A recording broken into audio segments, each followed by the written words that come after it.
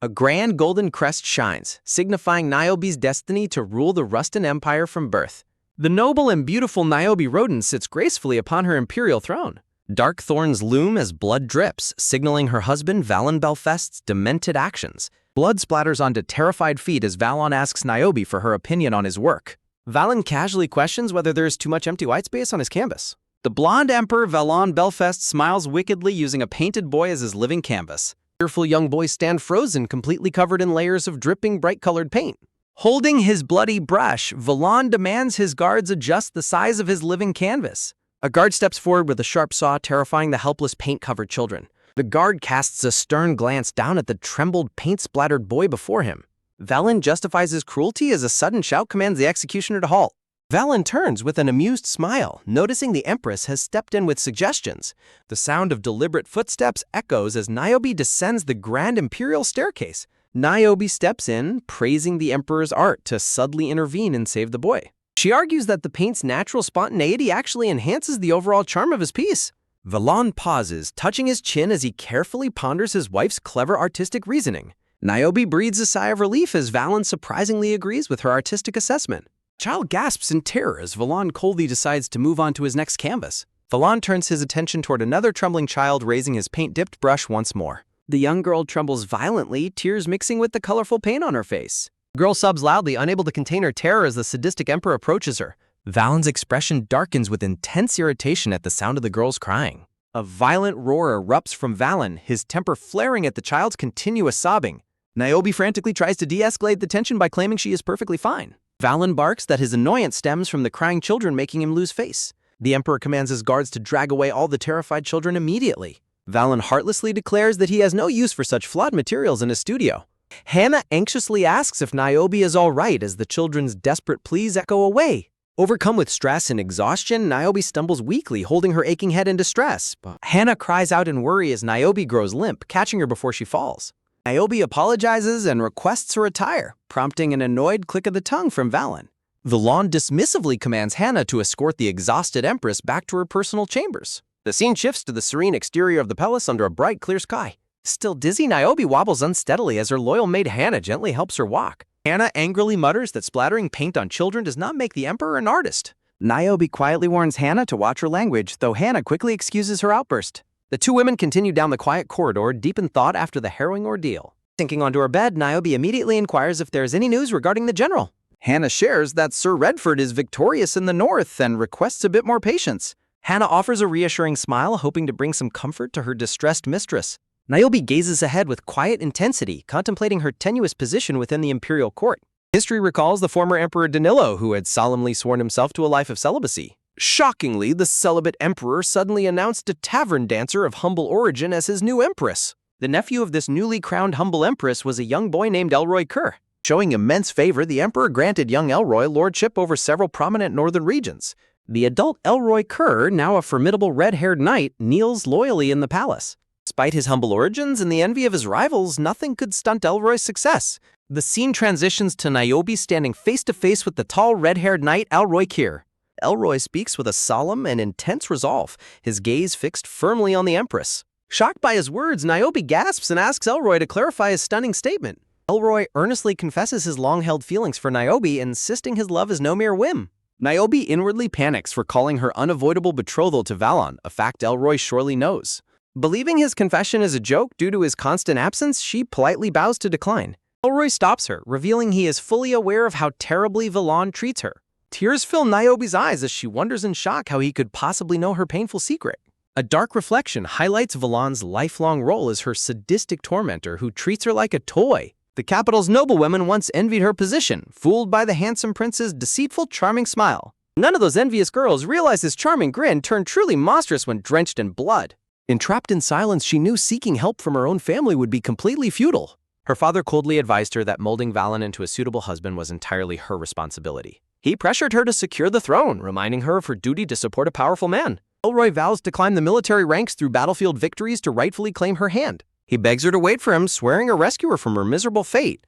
The red-haired knight stares back with absolute determination, his resolve shining clearly in his eyes. Niobe trembles in fear, knowing Valon would ruthlessly murder them both if she dared stray. Overwhelmed by emotion, she collapses into Elroy's arms, seeking a fleeting moment of comfort. Silent tears stream down Niobe's face as she clings desperately to her beloved savior. Elroy gently cradles her head, sharing her silent sorrow under the weight of their forbidden bond. Sitting in her chambers, Niobe clings to hope as Valen's public reputation rapidly crumbles. Exhausted and stressed, Niobe rubs her aching forehead, trying to stay strong. She reassures herself that Elroy will soon return to rescue her from this living nightmare. Staring out the window, Niobe counts down the days until her savior's promised return. Her optimistic dreams of rescue are shattered by a sudden, horrific reality. With a sickening thud, a dark object is suddenly dropped onto the floor before the imperial thrones. A pool of crimson blood slowly seeps across the pristine marble floor, staining the palace tiles. Niobe's worst nightmare is realized as she stares at the decapitated head of Elroy Kerr. Memories of Elroy's passionate proposal flash back, a cruel reminder of their stolen future. His final plea to wait for him echoes in her mind, now sounding like a tragic curse. Following Danilo's death, Valen's coronation and wedding marked the official beginning of his unhinged tyranny. No longer hiding his depraved nature, the blood-smeared emperor wears a sickeningly joyful smirk. Valen abandons all state duties, brutally murdering any officials who dare challenge his negligence. Terrified ministers plead desperately with Niobe to intervene and halt the emperor's senseless slaughter. They remind her of her supreme duty as both empress and daughter of the influential Roden family. Bearing the heavy burden of her lineage, Niobe prepares to take matters into her own hands. She remembers Elroy's fierce promise to protect her from any harm, fueling her resolve. His final plea to wait just a little longer rings out in her memory. Pure, loving gaze of her fallen knight remains etched in her broken heart forever. His bright, determined eye flashes in her memory, a constant reminder of his ultimate sacrifice. Surrounded by fragrant blossoms, the grieving empress stands resolute, ready to face her grim destiny. Whispers of rebellion spread like wildfire as citizens grow increasingly outraged by the emperor's tyranny. With silent resolve, Niobe walks down the palace corridor to confront her father directly. With a sharp bang, her father slams his desk, utterly outraged by her demand for a divorce. Niobe stands firm, appealing to his logical duty as head of the family to understand her plight. She warns that Valen's tyranny will destroy them all, proposing Elroy's rising power as their salvation. Her father pauses, carefully considering the strategic advantage of her bold, rebellious proposal. She urges him to trust the formidable Duke Redford if he cannot find faith in her. Stepping out with a soft sigh of relief, Niobe rejoices at successfully swaying her stubborn father. She realizes that only the formal announcement of her divorce remains to secure her freedom. A chilling narration reveals that Niobe was fatally mistaken about two critical things at this moment. She nervously contemplates the terrifying uncertainty of how the volatile emperor will react to her defiance. Niobe strategically plans for Elroy's triumphant return and alliance to secure her desired divorce. The terrifying reputation of Elroy as a merciless commander precedes his legendary conquests. Shaped by a brutal childhood, the fearsome commander harbors dark, unstoppable impulses. Niobe mistakenly believed her savior would rely on peaceful diplomacy to rescue her. Emperor Valen forces the empress to participate in a cruel game of human chess. Valan smirks with absolute delight, thoroughly amused by his sadistic courtyard spectacles. The innocent children tremble in terror as the mad emperor's games grow increasingly bloodier. Niobe secretly rejoices that she convinced him to substitute pig's blood for human lives. A sudden, frantic rush interrupts the peace as a messenger bursts in to announce Elroy's rebellion. Niobe is deeply shaken by the shocking news that her secret lover has declared war. The messenger explains that northern castles have surrendered to Elroy, revealing widespread cooperation with the rebel forces. A sudden wave of dizziness washes over Niobe as the immense stress completely overwhelms her. Her strength fails as she desperately grabs onto a nearby pillar to stay upright. Valen catches the fainting empress, calling her name as she collapses in his arms. With an annoyed tisk, Valan angrily blames the messenger's sudden report for distressing his wife. The ruthless emperor casually orders his guards to execute the innocent messenger for his insolence. Niobe privately panics, struggling to understand why Elroy chose such a violent, dangerous path. Valan mockingly comforts Niobe, dismissing Elroy as a simple, disobedient hound destined for defeat. A rhythmic tap echoes through the grand hall as the emperor ponders his next move. The arrogant emperor scoffs dismissively, completely unfazed by the threat of Elroy's advancing army. Valan publicly announces the rebellion to his assembled court, maintaining his air of absolute superiority. The court whispers anxiously, recognizing that Elroy would not rebel without a powerful strategic advantage. With a wave of his hand, Valan orders the immediate arrest of the northern families. Screaming desperately, the terrified northern noblemen are dragged away to face their cruel fates. Niobe silently reassures herself that this horrifying situation is only temporary as whispers fill the hall. A group of prominent nobles stand silent, their faceless expressions betraying their hidden political anxieties. Valan remains smugly confident, believing his absolute power is entirely beyond any rebel's reach. Defying the Emperor's smug expectations, Elroy's fierce rebellion forces advance with terrifying speed. Mounted on a white stallion, Elroy leads his formidable army directly into occupied towns. The unstoppable rebel army marches forward, leaving devastation in any territory that resists them. Despite his undefeated march, Elroy spares peaceful cities, showing a rare, disciplined mercy to his homeland. Furious at his constant military failures, the desperate emperor orders executions for all defeated commanders. The bloody blade of the guillotine falls repeatedly as Valon's senseless executions terrorize the capital. Left with no hope, Valon's desperate forces either perish or defect to Elroy's rebellion. The evening sun sets quietly over the capital city, unaware of the impending clash. Within just 1 month, Elroy's relentless rebel forces completely surround the imperial capital. Inside the palace, loyal servants quietly reassure Niobe that Elroy's position remains secure. Hannah whispers secret rumors of citizens who are eagerly praying for Elroy's final victory. A glimmer of hope returns to Niobe's eyes upon hearing a public sport. Visibly shaken, the normally arrogant emperor resorts to public prayers in a desperate bid for salvation. Niobe's quiet moments are suddenly interrupted by a frantic call from the doorway. A bruised, blood-splattered, silver-haired concubine desperately gasps out a summons from the emperor. Trembling violently, the battered concubine repeats the mad emperor's urgent demand for the empress. Hannah angrily confronts the bleeding concubine, but Niobe gently steps in to de-escalate the tension. Niobe kindly addresses Rukila by name, offering her a brief moment of respect and comfort. Niobe steels her nerves, accepting her duty to face the volatile emperor once more. Embracing her heavy imperial burdens, she prepares to walk into the lion's den. As she turns to leave, Rukila's terrified facade vanishes into a chilling, wicked smirk. Hannah stands outside the heavy palace doors, filled with dread for her mistress's safety. Niobe enters the ruined chamber, finding the silent emperor standing menacingly with his sword drawn. With a soft slip, the blue-haired empress desperately clutches at the emperor's hand, pleading with him. Leaning against his back, she softly tries to soothe him, saying he is the emperor and Rustin is stronger than ever, with nothing to fear. The blonde emperor speaks her name in a chillingly low, quiet tone. A sudden sharp swing of his sword startles the shocked empress as he speaks a single ominous word. Looking down at his blade, the blonde emperor coldly accuses the empress of siding with the bastard Elroy. Staring at the blade, the terrified empress tremblingly asks what he means. The blonde maid gasps in terror, jumping back as a sudden commotion echoes through the palace. The blonde maid cries out as the ruthless emperor holds the kneeling empress by her hair. Gripping her hair as she whimpers, the emperor furiously orders his men to search the empress' quarters thoroughly. Protesting the madness, the blonde maid is marched away by guards as she argues that the empress is the mother of Rustin. Shouts to search every corner echo through the chambers while a voice frantically begs her ladyship to wake up. The emperor slaps his hand down on the papers, noting she even went so far as to prepare divorce papers. He venomously asks her how she dared think of leaving him for Elroy Kia. Throwing open the curtains to a burning inferno, he promises to show her the consequences of her actions.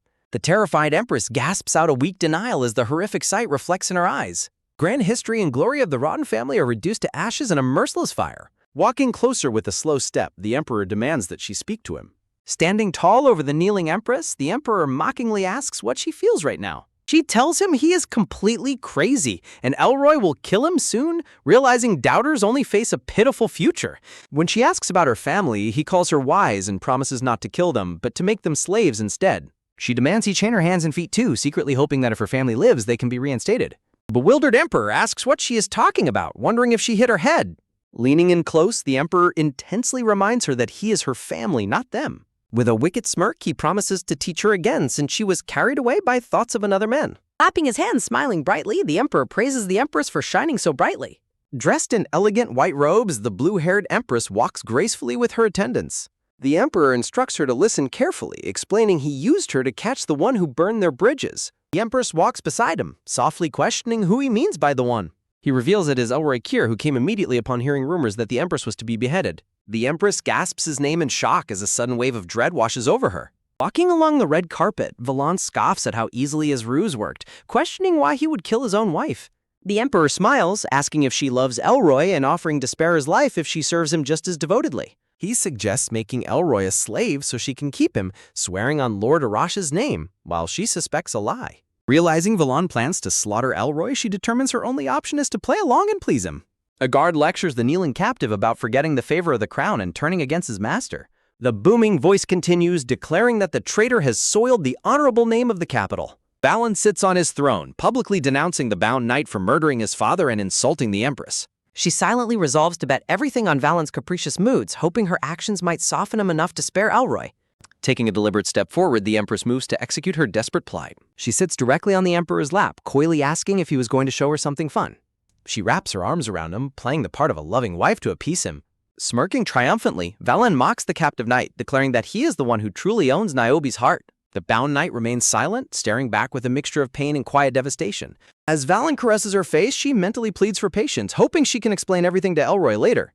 The Emperor suddenly kisses her deeply, asserting his absolute possession right in front of the captive knight. He pulls away with a satisfied sigh, leaving the trembling Empress completely breathless. With a sinister snicker, the heartless Emperor casually orders his guards to kill the knight. The Empress gasps in absolute horror as she realizes her desperate gamble has failed. She screams out Elroy's name in pure agony, but the smiling Emperor firmly holds her back. Crimson blood slowly seeps across the cold stone floor, staining the fallen savior's bright orange hair. Niobe stares in horror as a bloody orange-haired head is presented to her, promised by her captor. Her hand trembles violently as she desperately refuses to believe the horrifying sight before her eyes. Looking closely at the bloody face, she realizes the deceased is actually not Elroy Kerr. With a sudden throb of overwhelming guilt, the weeping Empress blames herself for Elroy's supposed death. An agonizing, blood-curdling scream of pure despair echoes through the dark and oppressive void. Tortured by regret, her mind repeatedly echoes the belief that Elroy died entirely because of her. Her heart throbs painfully as tears stream down her face, leaving her in silent agony. Following Elroy's execution, Valan's cruel thirst for blood continues unabated during his brutal reign of terror. The smug Emperor lies comfortably in bed beside the fully chained and helpless Empress. Valen explains that Rakila wants her executed, but asserts Niobe is his only true Empress. He casually reveals he executed both Hannah and the archpriest for protesting her harsh confinement. The Emperor describes slaying a rebel soldier, likely Count Diogenes' son, who sought vengeance for Elroy. He admits he chained her hands and feet specifically to extinguish any remaining hope of rescue. A dark, chillingly confident smile spreads across the cruel Emperor's face as he looks at her. Looking closely into her eyes, he possessively declares that he is the only one she has left. Staring back, she silently vows to become his ultimate killer, his only savior, and his undoing. Her sudden compliance leaves the blonde Emperor completely caught off guard, reacting with genuine bewilderment. She play-acts, thanking him for teaching her and claiming she would choose to be his Empress again. With a sudden embrace, she wraps her arms around him to convince him of her submission. Delighted by her devotion, the smiling Emperor joyfully plans to host a grand celebratory banquet. She requests to wear her purple coronation dress to the banquet to symbolically start anew together. The Emperor steps out of the ruined chamber, promising the captive Empress he will return shortly. Left alone, the blue-haired Empress desperately prays to God Arash for the pardon of her sins. A sharp clatter echoes as she struggles in her chains, praying to correct everything and save Elroy. She begs the heavens for a second chance, promising to accept any cost to rewrite history. Bound in darkness, she surrenders herself to the unknown to undo the tragedy of her past. With a sudden grasp of her dress, her breathing stops as she gasps out in shock.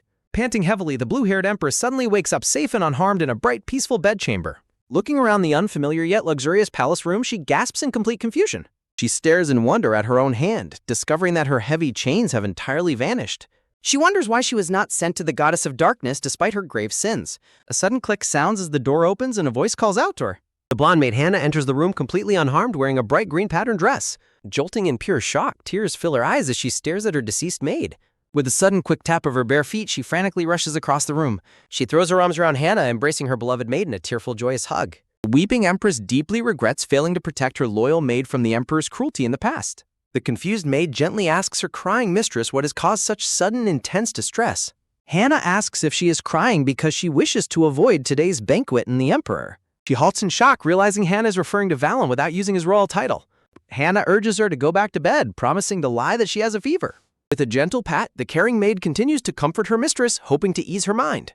Giggling softly with a light hee-hee, the happy maid smiles warmly, relieved to help her mistress. A sudden swell of deep emotion fills the Empress as she realizes Hannah's endless devotion. Clenching her dress tightly, she firmly decides that she will not run away or hide this time. Wiping her tears, she smiles softly and resolves to protect her beloved maid in this new lifetime. She reassures Hannah, claiming her tears were simply due to realizing a nightmare was not real. She agrees to attend the banquet, asking Hannah who the event is being hosted for again. Hannah explains that the Emperor is throwing the banquet for Lord Redford, who annihilated the Barvolian armies. The legendary red-haired knight rides proudly into the town on a majestic white stallion. She remembers that Elroy had always won the battles against the Barvolians back then. Hannah offers to help Lady Roden get dressed while the other maids wait outside. The palace maids meticulously prepare the blue-haired lady for the upcoming celebratory royal banquet. A gentle brush sweeps across her face as the gossiping maids discuss Lord Redford's vicious nature.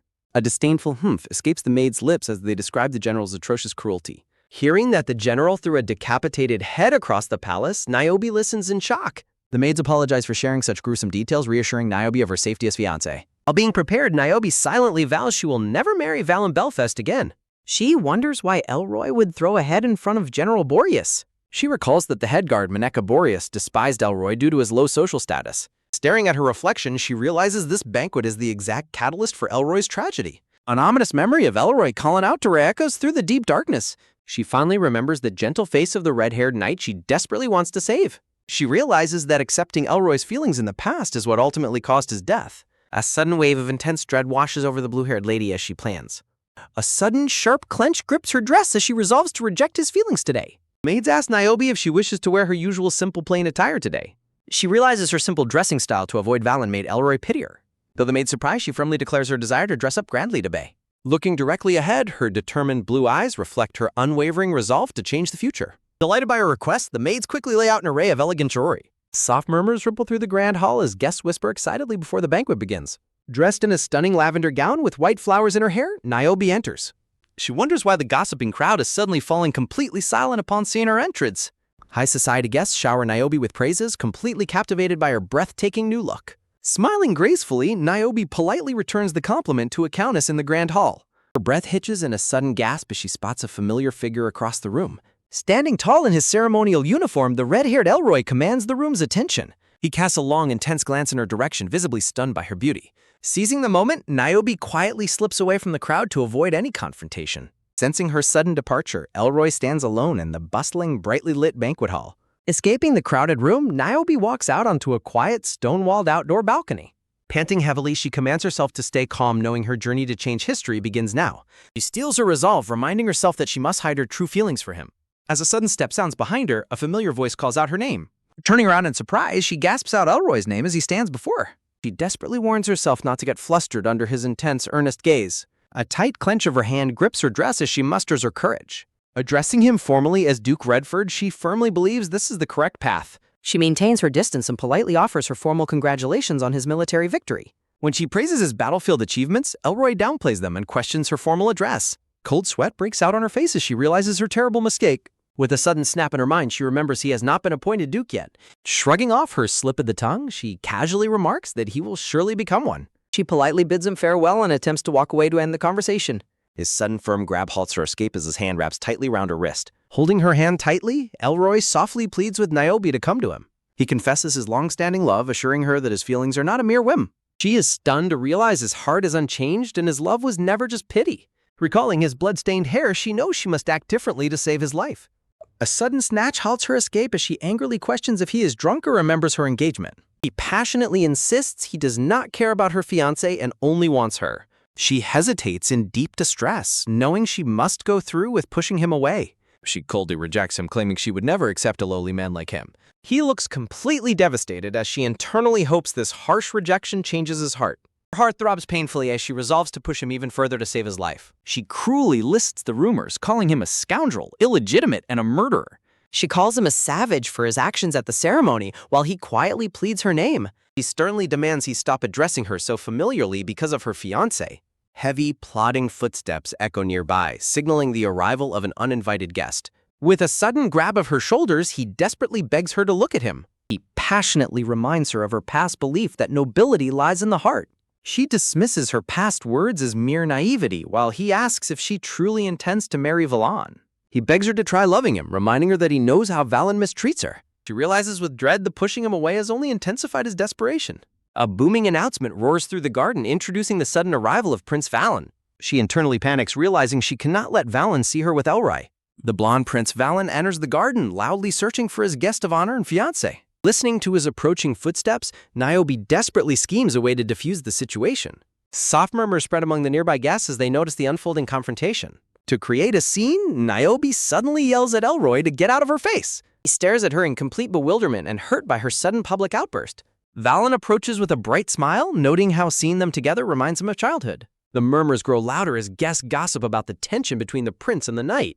She realizes the large crowd is the perfect opportunity to sever her ties with Valen. With a sudden whip of her dress, she loudly accuses Elroy of loitering around her. Valen slips his arm around her, questioning her uncharacteristic distress over such a trivial matter. She claims she barely knows him and expresses horror at him throwing a severed head. Valen directly asks Elroy if he had ulterior motives, to which Elroy denies it. She roars out that she wants nothing to do with him, exaggerating her anger. An annoyed expression crosses Valen's face, thinking she is heavily overdoing her dramatic outrage. Valen unexpectedly defends Elroy, explaining he threw the head because a rival tried to steal his title. Niobe is relieved that Valen's defense of Elroy will prevent him from suspecting their relationship. She continues her act, declaring she will leave immediately if Elroy does not. The surrounding guests gossip in confusion over her dramatic behavior toward the banquet's hero. Whispers echo through the shadows, criticizing her for hiding behind her prestigious family name. She glances back, satisfied that ruining her family's reputation will make Valen cancel their engagement. With a sharp turn of her head, she prepares to leave the scene. Valan glares at her in deep irritation, which she notices with silent satisfaction. Niobe snaps her fingers, mockingly asking Valen if he wants to take Elroy's side instead. With heavy stomping steps, she turns her back on both men and walks away. Murmurs echo through the stone pillars as the crowd watches the noblewoman's dramatic departure. Elroy stands alone in silent dejection, looking sadly after her as she leaves. Her dramatic finger snap brings out again as she insists on leaving them behind. She stomps away from the scene, her resolute steps carrying her far from the confrontation. Whispers ripple through the onlookers, bewildered by the sudden and dramatic public scene. Valen tisks in sheer annoyance, expressing his deep exasperation at her unpredictable behavior. With a gentle pat on the shoulder, Valen tells Elroy to be the bigger person and forgive her. Elroy quietly accepts the prince's instructions, submitting to his royal command. Valan cheerfully dismisses him, telling him to enjoy the banquet before waving goodbye. Nearby noblewomen watch the drama unfold as whispers of murmur and gossip fill the courtyard. A brown-haired noblewoman notes that the general maintains impressive self-control despite his hot-tempered reputation. Blushing deeply, another lady secretly finds Elroy's red hair and tan skin highly attractive. She hesitates, realizing her high noble status prevents her from approaching the general first. Gathering her courage, a noblewoman steps forward and addresses him directly as Sir Redford. A sudden jump cuts off her approach as the silver-haired youth reacts with clear annoyance. A sudden flush of intense embarrassment colors her face as Chryseon rudely commands her to leave. With a swift whip of her dress, she huffs angrily and tells him to mind his own business. Chryseon Diogenes, Count Diogenes' son, formally delivers a northern post-battle report to the general. Elroy permits the briefing, and the youth reports that nothing unusual has occurred. Dismissing the capital with a huff, the youth complains that pampered nobles have grown foolishly soft. Elroy notes the youth's bluntness, while Chryseon admits he already misses the intensity of the battlefield. Elroy softly disagrees, reflecting that the capital actually has its own unique appeal. The youth stammers in shock when Elroy admits he actually quite likes being in the capital. He passionately protests that nobody here respects the general's greatness, especially the wretched Niobe.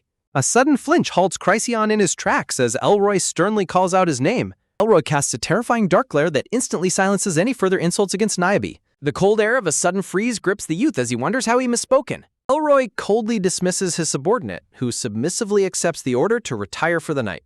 Walking away under a gloomy cloud of dejection, the youth feels deeply troubled by the general's reaction. A sudden toast raising a glass of champagne breaks the tense quiet of the garden. Michael Urike warmly pats Chryseon's shoulder, reassuring him that the general will eventually understand everything. An angry roar escapes Chryseon as he turns to fiercely debate the older aide-de-camp. Michael Urike, Elroy's aide-de-camp, watches the upset youth with a calm, knowing smile. Chryseon asks for clarification, completely bewildered by the aide-de-camp's calm and amused attitude. A startled gasp slips from Chryseon as Michael points out the general constantly mentioned Niobe during camp. The scene shifts to a past encampment under a bright, glowing full moon in the quiet night. Back in the past, a curious Chryseon asks his pensive general what is occupying his thoughts. Looking up at the stars, the general softly confesses that he is thinking about a woman.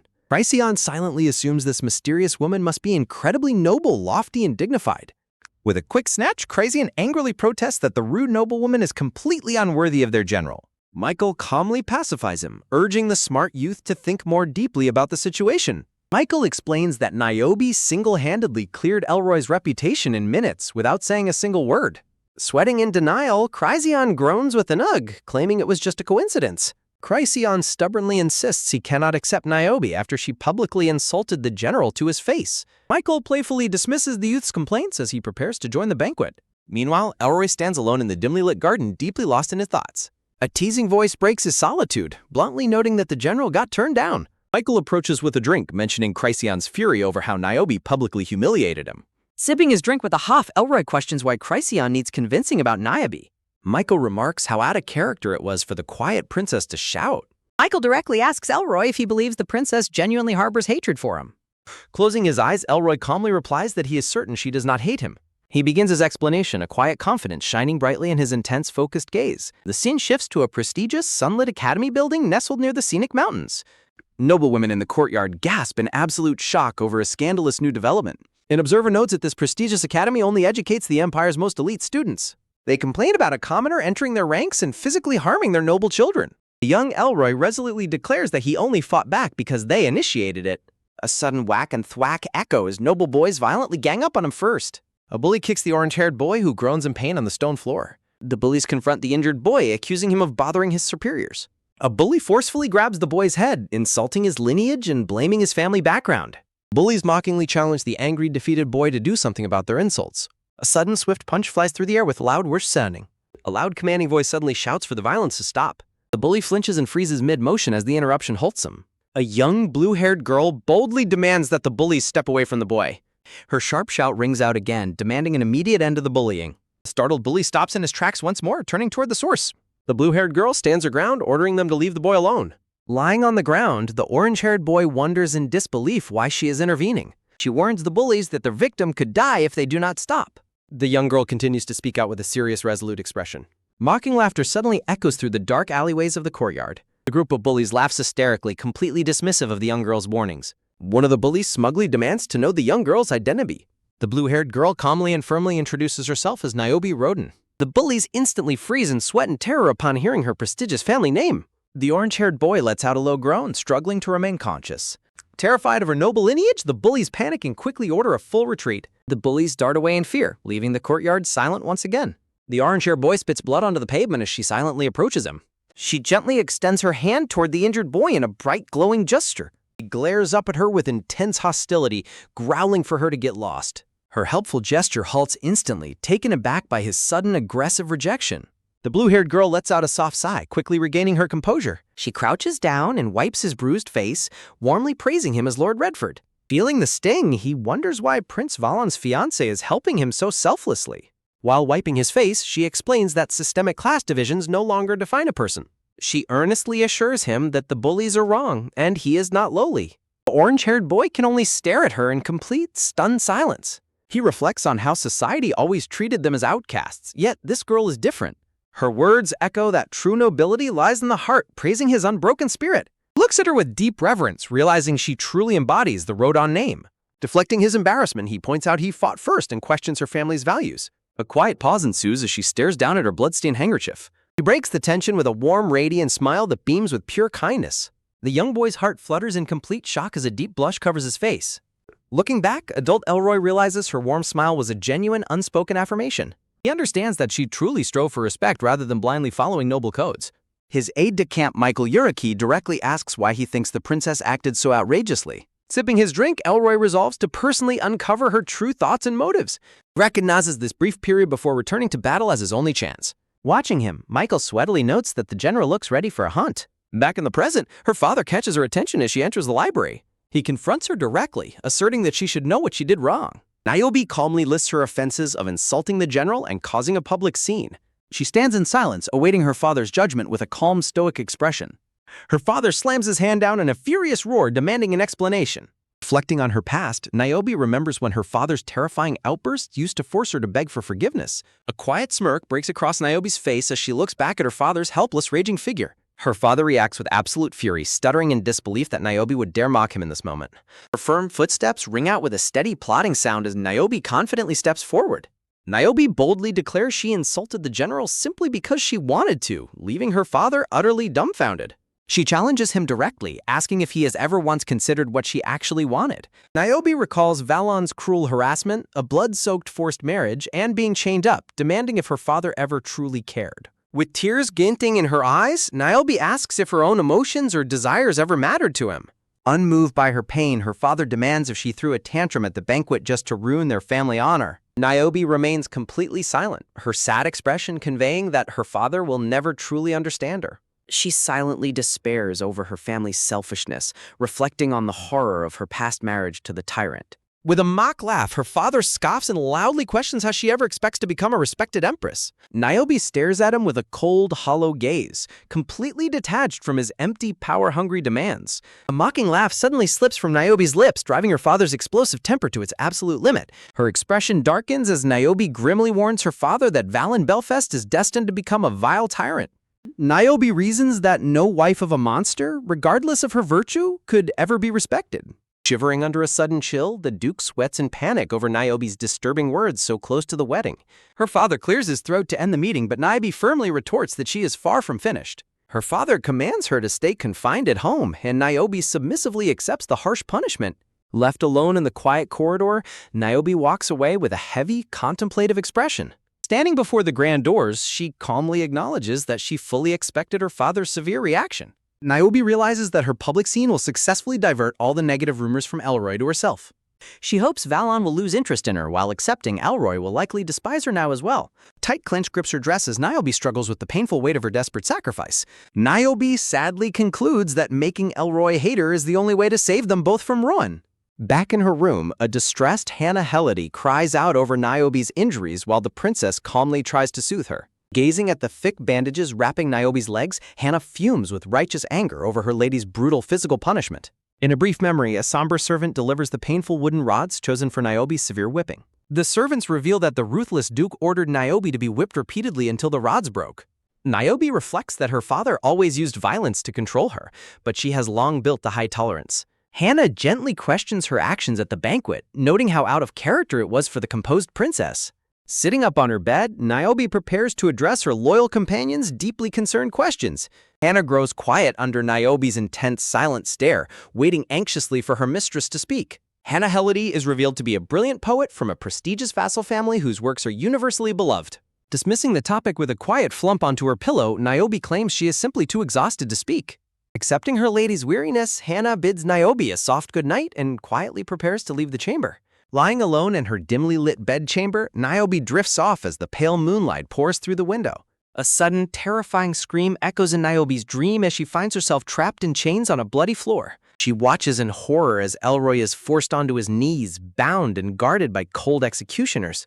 A sudden, clumsy trip sounds as Niobe falls, her heavy chains completely binding her bare feet. Desperately wrapping her arms around Elroy, she begs him to stay alive in her frantic nightmare. Silent, heavy tears drop down her pale cheeks as the oppressive weight of her fear takes hold. Elroy slumps forward limply, forcing a desperate, agonizing scream to tear from Niobe's throat. A sudden gasp escapes Niobe as a mysterious dark figure abruptly seizes her from behind with a swift pull. Valen smirks with absolute malice, chillingly declaring that she will always belong to him regardless of her efforts. Bolting upright in her bed, Niobe breathes heavily with frantic panting as she wakes from the terrible nightmare. Trembling and covered in sweat, Niobe attempts to reassure herself that the horror was merely a dream. She realizes with dread that Prince Valen will surely become a ruthless tyrant who will destroy Elroy. Niobe wonders if fleeing her family and the imperial palace would truly give her the power to intervene. Hardening her resolve, Niobe decides she must immediately search for vital clues within the imperial records room. Niobe stands in the Grand Library, recalling that her family lineage traces back north. She searches the historical collection, knowing records of their northern integration must still exist. Holding an imperial record, Niobe desperately hopes to find something useful to protect Elroy. Dusty ancient books and tightly bound scrolls lie scattered across the dimly lit desk. Niobe carefully unrolls an old parchment under the warm, flickering glow of candles. A sudden gasp of realization escapes her lips as she finally discovers the desired text. The ancient script details a spell that she believes can ensure Elroy's safety. Niobe contemplates the next step, realizing she must now gather the necessary ingredients. In a sudden rush, Niobe pants heavily as she struggles to catch her breath outdoors. Hannah gently extends her hand to help Niobe ascend the grand stone steps. Smiling warmly, Niobe reassures her worried companion that she is doing perfectly fine. Hannah notes that using temple prayer to bypass house arrest was a brilliant plan. Anna frets over the steep temple stairs, worrying about Niobe's healing beaten legs. Niobe intends to test the incantation with the High Priestess's divine knowledge and power. Letting out a quiet groan, Hannah relents and assists Niobe along the path. Niobe stands reverently before the towering stone statue of a deity inside the temple. She silently offers her deep gratitude to the god Arash for a second chance. Niobe kneels and prays fervently as wisps of incense smoke drift into the air. Despite her prayers, Niobe is consumed by uncertainty regarding her next course of action. The crackstone gaze of the temple deity stands silent, offering no immediate answers. With a gentle rustle of her gown, Niobe bows deeply to conclude her prayer. A sudden hush whisper from nearby temple visitors catches Niobe's attention, detailing something terrible. The temple members discuss an upcoming appointment to fill a sudden mysterious vacancy. Niobe silently processes the intriguing rumors of a vacancy, an appointment, and something abominable. Niobe recalls that priesthood in Arash is a lifelong commitment limited to 6 members. She reflects on the immense respect, educational freedom, and reverence priests of Arash command.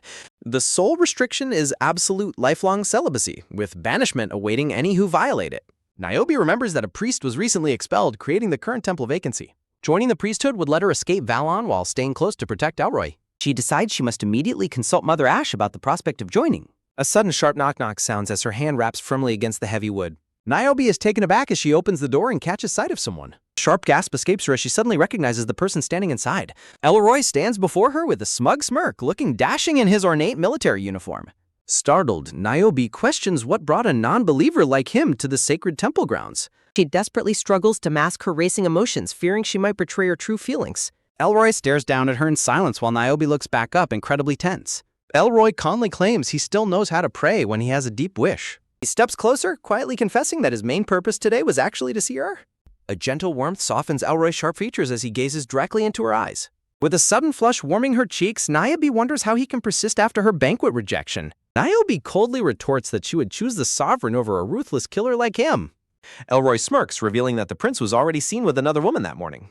Whipping her head away with a swift flip, Niobe asserts their arrangement is personal business. Elroy gently reasons that anyone blessed to marry her should only have eyes for her. His words painfully evoke a past dream of living happily by Elroy's side. Niobe silently wonders what it would truly feel like to be precious to him. She envisions a beautiful, forbidden future where they are together amidst blooming flowers. Niobe desperately forces herself to stop fantasizing, as dreaming only makes her reality more miserable. With a sudden, tight clench of her gown, Niobe accepts she can never stand beside him. Dismissing his romantic notions with a quiet humph, Niobe suggests the general find another partner instead of coveting the crown prince's fiancé. A sudden flinch of shock escapes Elroy at her sharp words, leaving him staring back in stunned silence. His gaze drops to the hem of her gown, where dark blood is visibly soaking through the pale fabric. Niobe quickly tries to dismiss his concern, claiming the injury is nothing he should worry about. Ignoring her deflection, Elroy kneels to lift her gown, prompting Niobe's startled and angry protest. Niobe despairs internally as blood starts to seep through her bandages, exposing her severe whipping injuries. Staring up with a grim expression, Elroy fiercely demands to know who is responsible for her wounds. Cold rage flickers in Elroy's eyes as he stares intensely at her brutal leg injuries. Elroy questions how she could walk to the temple in such a state, asking if she planned to sacrifice her legs. Pulling her gown away with a sharp snap, Niobe coldly snaps that her injuries are none of his business. Taking a heavy step forward, Elroy curses under his breath, correctly guessing her family caused this harm. Before she can retreat, Elroy suddenly reaches out with a tight grab to hold her waist. With a sudden lift, Niobe gasps in utter astonishment as Elroy effortlessly sweeps her off her feet. Startled and blushing deeply, Niobe struggles in his arms and commands the general to let her go immediately. Elroy looks down at her with steady resolve, asking what she honestly expects to do with such injured legs. Elroy reasons that while he understands her frustration, she should not destroy her own body to make a point. Niobe realizes with dread that if anyone sees them together at the temple, scandalous rumors will inevitably spread. Desperate to escape his embrace, Niobe's hand slips down to draw a small dagger from her belt. With a swift shing, Niobe holds the cold blade directly against Elroy's neck, forcing him to freeze. Staring at him with a stern gaze, Niobe fiercely declares that she does not need help from someone like him. Niobe demands to be released, pressing the blade close enough to draw a thin line of blood on his neck. Meeting her fierce resolve, Elroy relents with a calm sigh, agreeing to set her down as requested. As Elroy gently lowers her, Niobe's weak legs slip and she stumbles forward with a heavy thud. Elroy calmly extends his open palm toward her, offering her a steady hold. Rather than taking his hand, Niobe deliberately slices his open palm, drawing a sharp gasp of pain. Crimson blood drips steadily from the tip of her blade, leaving a trail on the stone floor. Niobe warns him to look at his scarred hand and reconsider whenever he feels tempted to approach her again. Niobe delivers a chilling promise, warning him that their next encounter will cost him far more than his hand. Fresh blood drips slowly from Elroy's sliced palm, pooling on the temple floor as she watches coldly. Turning to leave, Niobe silently resolves to protect Elroy from ruin, regardless of the madness it requires. She begs him in her thoughts to forget about her entirely for his own survival. Niobe suddenly addresses the general aloud, prompting him to speak his final piece in front of others. Elroy formally apologizes for overstepping his boundaries and approaching her without respecting her limits. Hannah Hillity stands shocked and frozen behind the pillar, gasping at the tense confrontation unfolding before her. With a quick tat-tat-tat of her running feet, Hannah frantically demands to know why they have made such a mess. Clutching his bleeding hand, Elroy commands Hannah to summon the carriage and attach from his family estate. Trembling with anxiety, Hannah quickly complies with his order while glancing worriedly at her silent mistress. Hannah observes with growing horror that Elroy's wound is severe, and her lady is clearly responsible for it. Hannah lets out a quiet groan as she silently frets, wondering what Lady Roten is trying to accomplish. Turning away with a swift whip of her long hair, Niobe coldly addresses the general one last time. Staring back with a heavy heart, Niobe ice-coldly hopes they will never have to meet again. Elroy stands in absolute silence as a heavy clack-clack of her footsteps fades down the empty corridor. The scene shifts to the military encampment where someone urgently calls out for the general. Inside the military tent, a sudden gasp escapes the silver-haired assistant upon seeing Elroy's blood-soaked hand. Elroy raises his hand as the camp doctor and his assistant react in shock to the severe laceration. Flavia Sinope, the skilled army doctor, questions how he could survive battles unscathed only to get hurt now. Looking thoughtfully at his sliced hand, Elroy surprisingly asks the doctor to ensure the cut leaves a permanent scar. The bizarre request leaves both the doctor and her assistant completely speechless and utterly bewildered. Highly offended by his request, Flavia Sinope proudly and defensively boasts about her expert medical abilities. Elroy gently insists that he fully respects her talent, but specifically wishes to keep this particular scar. Looking intensely serious, Elroy commands his assistant to make the scar as deep as possible. The brown-haired assistant with a white streak wonders if Elroy's self-inflicted wound relates to the woman who rejected him. Walking down the corridor, Elroy instructs his assistant to follow him so he can tend to the wound inside. Crossing her arms, the silver-haired Dr. Flavia wonders in disbelief how any woman could successfully wound the general. The scene shifts back to a few hours ago outside the Grand Rodon estate. The silver-haired Dr. Flavia politely approaches Hannah Haletti, calling out to grab her attention. Smiling charmingly, the silver-haired doctor asks Hannah if she would be willing to help her. The sudden flush warming her cheeks, Hannah happily and eagerly agrees to help the attractive doctor. The silver-haired doctor politely refuses to share gossip about the Rodin estate, citing strict privacy reasons. The doctor slyly offers to reveal the secret if Hannah agrees to accompany her to the theater tonight. Back in the present, the silver-haired doctor seethes with regret, wishing she had never gone on the date. Grumbling in frustration, the silver-haired doctor laments that she still has to attend the show tonight. Smirking, the brown-haired officer reasons that getting a few permanent scars is simply the natural cost of love. The doctor looks completely disgusted, calling the officer's romantic sentiment pathetic and disrespectful to their superior. The brown-haired officer sighs and wonders why the general had to fall for Niobe Rodon of all people. He reflects that in their status-obsessed empire, Elroy can never have the woman chosen by the crown. He recalls how Niobe Rodon stood in beautiful, forbidden grace far out of the general's reach. Taking a brief glance, the officer silently reflects on the tragedy of Elroy's unrequited feelings. Back in the tent, the assistant carefully applies the healing ointment to Elroy's deep hand wound. Meanwhile, in a lavish palace chamber, the blonde-haired crown prince relaxes on a couch with two noblewomen. A dark-haired woman leans in closely to whisper a rumor into the crown prince's ear. The crown prince smiles smugly, thoroughly amused by the gossip he has just received. Turning to the pink-dressed noblewoman, the prince asks why she considers him a man to be pitied. The pink-dressed woman sighs dramatically, complaining that the prince is unfortunately tied to such an aggressive fiancé. With a sudden violent grab, the prince's hand snaps around her throat mid-sentence, cutting off her breath.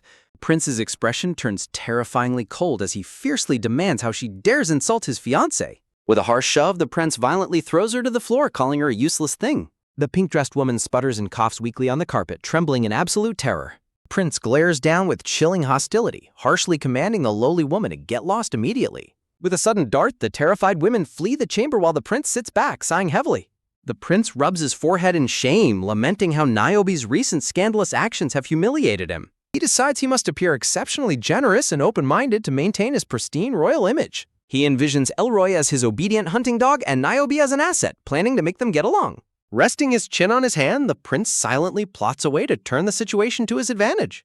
A sudden brilliant sparkle lights up the prince's eye as a clever plan forms in his mind. Springing up with a joyful laugh, the prince ecstatically celebrates his own marvelous idea. He boastfully concludes that absolutely no one in the empire can match his superior wisdom. Meanwhile, Niobe Rodon sits at her desk holding a letter she received from the temple's head priestess. The letter explicitly states that while a vacancy exists in the priesthood, Niobe cannot fill it.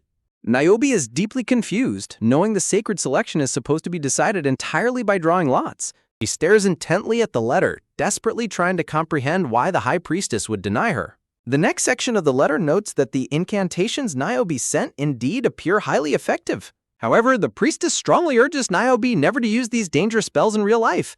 Niobe expected this warning, knowing the forbidden magic carries severe side effects that threaten the caster's life. The text details the dark recipe, requiring the subject's blood, valerian root, powdered opal, and honey. Golden magical energy swirls beautifully as the forbidden incantation begins to take form. Niobe secretly confesses that she deliberately wounded Elroy solely to obtain his blood for the ritual. Clutching a vial of red liquid, she sadly accepts that she can never explain her actions to him. With the sudden heavy gulp, Niobe drinks the crimson potion to activate the powerful magic. She firmly resolves that she will gladly sacrifice her own safety if it successfully ensures Elroy's survival.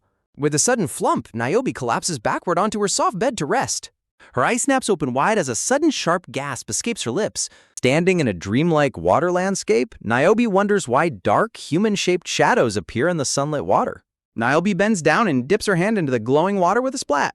As ripples expand across the surface, Niobe suddenly winces in unexpected pain. Transported into a new setting, Niobe looks around in confusion, wondering if she is in a tavern. Niobe watches from a distance as a group of soldiers at a table beg for an explanation.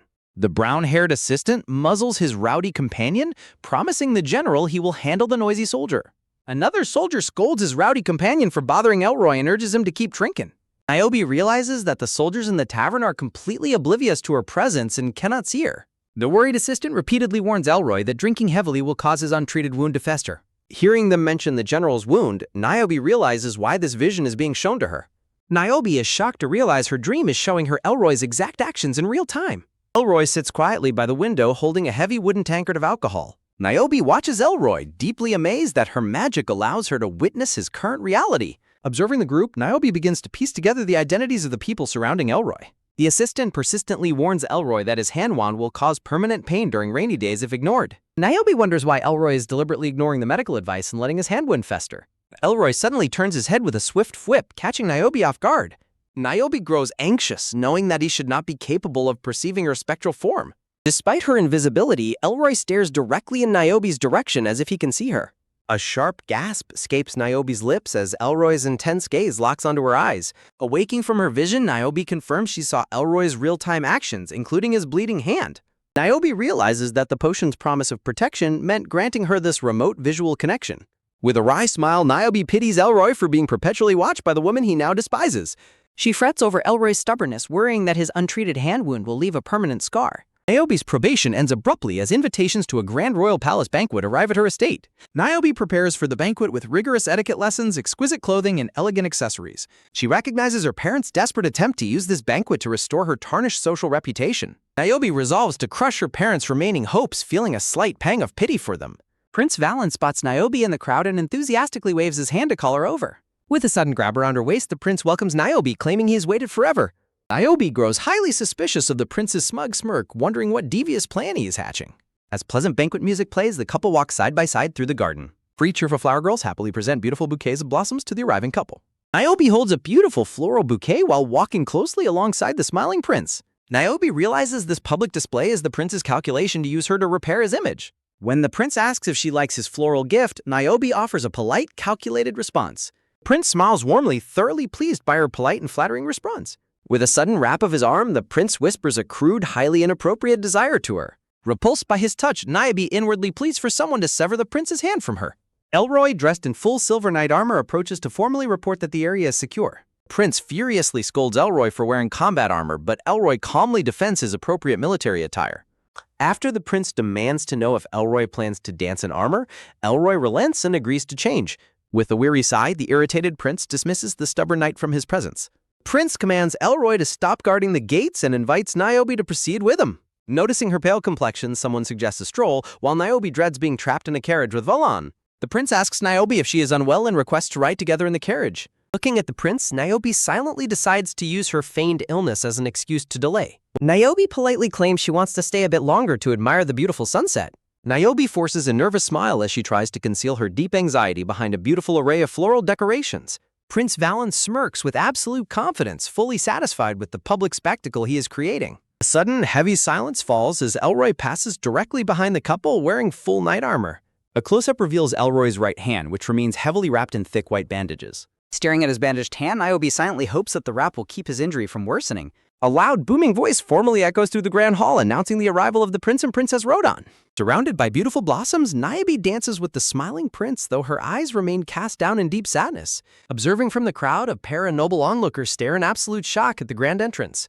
Whispers of gossip ripple through the ballroom, noting Niobe's past scandalous behavior but admitting her undeniable beauty. As they glide across the floor, Valen pulls Niobe closer while she remains completely stiff and unresponsive. Trapped in his brace, Niobe inwardly laments that dancing with Valen is a complete waste of her soul. Her attention is caught by the sudden sound of a step as Valen moves to lead the next sequence. Valen loudly proposes that they change dance partners to honor a custom of their neighboring empire.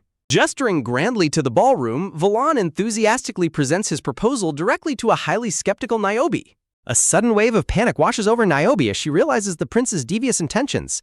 Valan smugly commands Niobe to dance with his very own personal champion, Elroy Care. Valan silently gloats, assuming Niobe's father has disciplined her enough to prevent any public hysteria today. Valan's smug expression instantly shatters into confusion as Niobe responds with a defiant whisper. Cloaked in shadow, Niobe resolves to completely destroy Valan's calculated attempts to repair his public image. Valan gasps in disbelief, loudly urging Niobe to calm down and enjoy the grand banquet.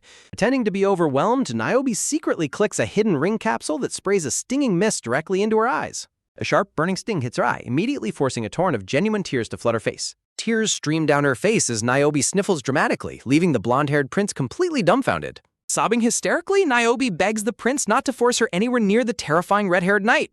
Niobe lets out a dramatic blubber, weeping loudly to ensure the entire ballroom witnesses her terror. She inwardly gloats, knowing Valan's weakness for tears and celebrating the successful use of the secret eye stinger. Valan reaches out to touch her arm, pleading with her to calm down in front of the guests. With a sudden slap, Niobe violently rejects his touch, screaming that she refuses to comply. A stunned murmur ripples through the gallery as the Emperor and the orange-haired Empress watch in absolute horror. Trembling violently, Niobe loudly accuses the prince of heartlessly forcing her to dance with a man who terrifies her. Niobe continues to sob uncontrollably, keeping up her desperate act to maximize the public embarrassment. She shivers and weeps in front of the entire assembly, executing her plan to perfection. Shocked murmurs spread like wildfire as the guests gossip about Niobe's apparent severe fear of men. Trembling, Niobe tearfully apologizes to the prince and the royal majesties for her sudden emotional breakdown. Standing up in a sudden fit of anger, the Emperor loudly orders that Niobe be taken to a place of rest immediately. Two maids rush forward to hold and guide the sobbing Niobe away from the chaotic ballroom floor. Valan's face contorts in pure, unbridled rage, his teeth gritting in absolute humiliation. Elroy watches her departure with a cold, piercing glare, completely unreadable behind his quiet demeanor. The scene shifts to a quiet royal chamber where Niobe sits on a plush sofa beside the Empress. The brown-skinned Empress gently asks if something has happened, to which Niobe weakly replies. The Empress reassures her with a gentle expression, attempting to ease the young woman's distress. Gently holding Niobe's hand, the Empress warmly advises her not to worry about the upcoming wedding. The Empress sweetly notes there is plenty of time before autumn to figure out a proper solution. Niobe's face goes completely blank as she realizes with despair that they still have no intention of calling off the wedding. With a quiet slip of her hand, Niobe politely excuses herself to take a solitary walk outside. The Empress warmly agrees, allowing her to go clear her head. Trudging through the palace gardens, Niobe dreads the violent beating she will inevitably receive from her father. Suddenly, a massive, menacing shadow looms over Niobe from behind, freezing her in her tracks. With a heavy plod, a furious Prince Valan stalks toward her, his face twisted in a terrifying scowl.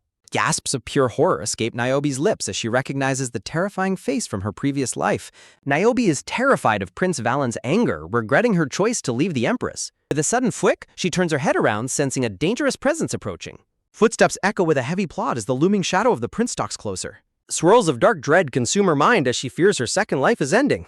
Suddenly, a firm hand grabs her from behind, pulling her out of the open. She is yanked into the thick bushes with a sudden drag, vanishing from sight. Valan gasps in pure frustration, finding the path completely empty of his target.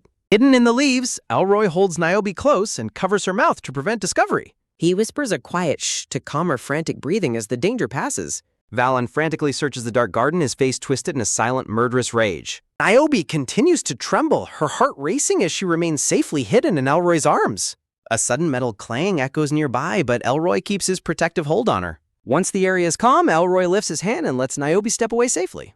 Stuttering in confusion, Niobe demands to know why Elroy is here rescuing her. Elroy coldly states he will keep the secret and warns her not to speak of it. When she asks where he will go, Elroy simply replies he wants to be alone. Elroy holds her wrist, reminding her that he just saved her from the prince's wrath. With a sharp snatch, Niobe yanks her arm back and declares she never asked for help. Staring at the shattered stone pavement, Niobe realizes what Valan would have done to her. Niobe deflects by telling Elroy to worry about his own severely injured hand instead. She mockingly asks if he wants a permanent scar just to paint her as ruthless. Walking away with a heavy plod, Elroy asks why she constantly tries to provoke him. Elroy reveals he knows about her fake tear ring because he smelled the secret solution. He directly confronts her, asking if her behavior is driven by her fear of Valan.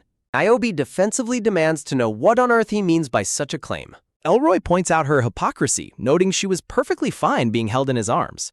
With a sudden whip, she attempts to break his grip and demands he let go. Lifting her off the ground, Elroy demands the true reason why she dislikes him. Niobe is left speechless, staring down at him in a mix of shock and vulnerability. Elroy looks up with a confident smirk, waiting for her to find her words. Forced to balance, Niobe places her hand on his shoulder as he holds her up. Elroy is stunned when Niobe reveals she grew her hair long for him in the past.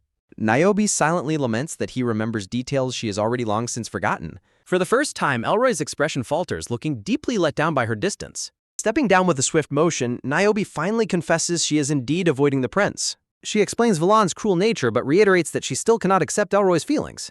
Niobe admits she used him to distance herself from Valan, apologizing before dismissing him. Elroy looks completely devastated, whispering her name in a quiet, pleading tone. He desperately pleads that she should have chosen him as he only wanted to protect Bra. His voice falters as he stares at her, utterly heartbroken by her rejection. Niobe stuns him by calmly declaring her ultimate decision to become a holy priest. She firmly stands by her choice, reiterating her desire to join the priesthood. Completely shocked, Elroy asks if she truly means to throw her life away. Niobe walks past him, explaining that the priesthood will permanently shield her from everyone. A dramatic dun plays as Elroy is left speechless by her extreme plan. Walking away with a heavy plod, Niobe feels miserable despite her plan working perfectly. She looks down in deep sorrow, reflecting on the bleak nature of her success. Elroy stands completely alone in the garden, watching her silhouette fade into the dark. With a sharp thwack, Elroy clutches his long red hair, mourning her cold departure. A dark memory darts back, recalling how children cruelly mocked his red hair in his youth. Standing in the rain with a bruised face, the young red-haired Elroy defiantly asserts that growing up in the palace changes nothing, calling his tormentors all talk. Holding a pink umbrella in the rain, a young girl observes that the boy's vibrant red hair resembles an unquenchable flame. Inwardly thinking of camellias, the bruised red-haired boy glares back with a mix of suspicion and curiosity. With a sudden slip, the blue-haired girl shares her pink umbrella, explaining that ancient books associate red hair with legendary kings. The red-haired boy skeptically questions her, prompting the blue-haired girl to explain that red hair represents courage and fairness. Surrounded by bright flowers, the young blue-haired girl warmly compliments his hair color and tells him to be proud of it. Under the pink umbrella, the young red-haired boy blushes deeply, completely stunned by her kind words. A sudden drop of water falls as a hand grips a white dress, realizing these memories belong to Elroy's past. Tears stream down Niobe's face as she deeply laments ever forgetting such a precious, pivotal moment from their childhood.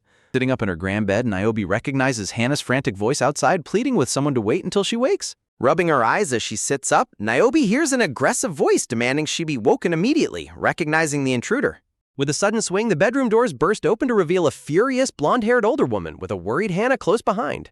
Covering her mouth, the blonde maid Hannah tearfully apologizes to Niobe for failing to keep the intruder out of the room. Niobe tries to speak, but with a sudden, violent slap, her blonde-haired mother strikes her across the face. Letting out a fierce roar, the furious mother screams that Niobe has dared to ruin the prestigious Rodon family name. Left completely frozen, Niobe clutches her burning cheek as Hannah loudly protests the cruel physical abuse. Tears streaming down her face, Hannah desperately begs the furious Duchess not to inflict any more harm on Niobe.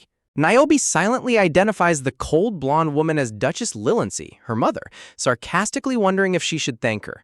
Lilancy rages that Niobe threw away the prince's favors, prompting Niobe to realize why Valan acted so entitled toward her. Niobe calmly retorts that she wishes she had known sooner, as she would have gladly ruined the banquet dress herself. Duchess Lilancy's eyes widen in absolute shock and horror at her daughter's sudden, defiant rebellion. Shaking with a sudden falter, Lilancy demands to know who she is and what she has done to her daughter. Brimming with a frustrated glare, Niobe coldly declares that her old self is dead, strangled by their oppressive family customs. Niobe firmly requests her mother to call off the wedding union, suggesting there are other ways to benefit from the throne. Trembling with a violent wobble, Duchess Lilancy gasps in disbelief that Niobe refuses to ask for forgiveness. A male servant rushes to support the swooning Duchess as Niobe watches her mother's dramatic collapse with complete indifference. Standing alone amid swirling dark shadows, Niobe remains resolute in her decision to break free from her family's control. Standing in a dark void, Niobe vows never to call Lilancy her parent or this oppressive palace her home again. Murmuring with a quiet mumble, the defeated Duchess walks away, wondering what on earth she will do with her daughter. Niobe announces her intention to join the temple, claiming she plans to pray, reflect on her actions, and find guidance. Lilancy remains highly suspicious of Niobe's underlying motives, but concludes that sending her to the temple is the perfect solution. Lilancy agrees to inform Niobe's father, warning her daughter that she must show real change upon her eventual return.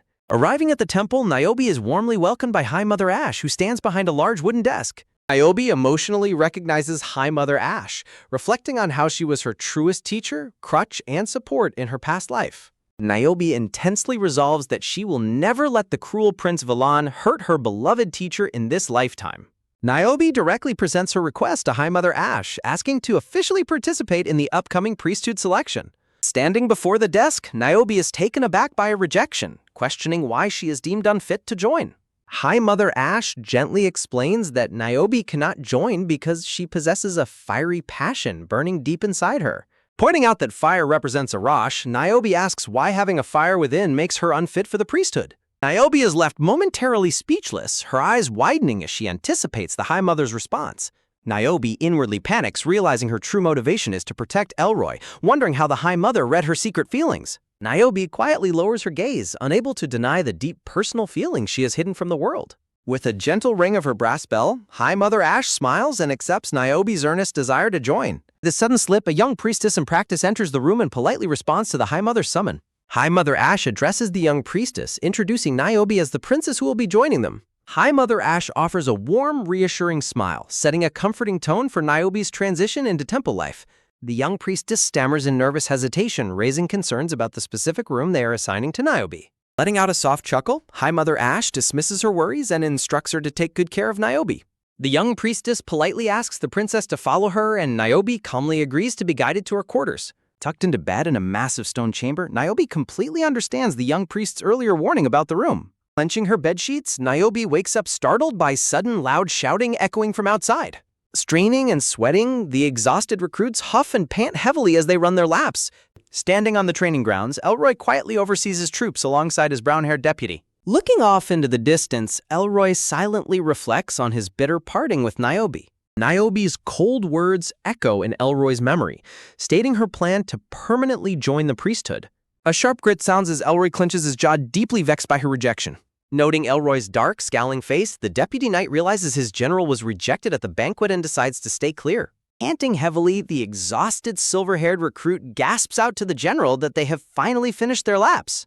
Staring coldly, Elroy ignores their exhaustion and demands they run and insert 10 laps immediately. A sudden dun plays as the trainees react in sheer horror at his ruthless command. While his deputy yells for 10 more laps, Elroy reflects on Niobe preferring the temple over Prince Valon.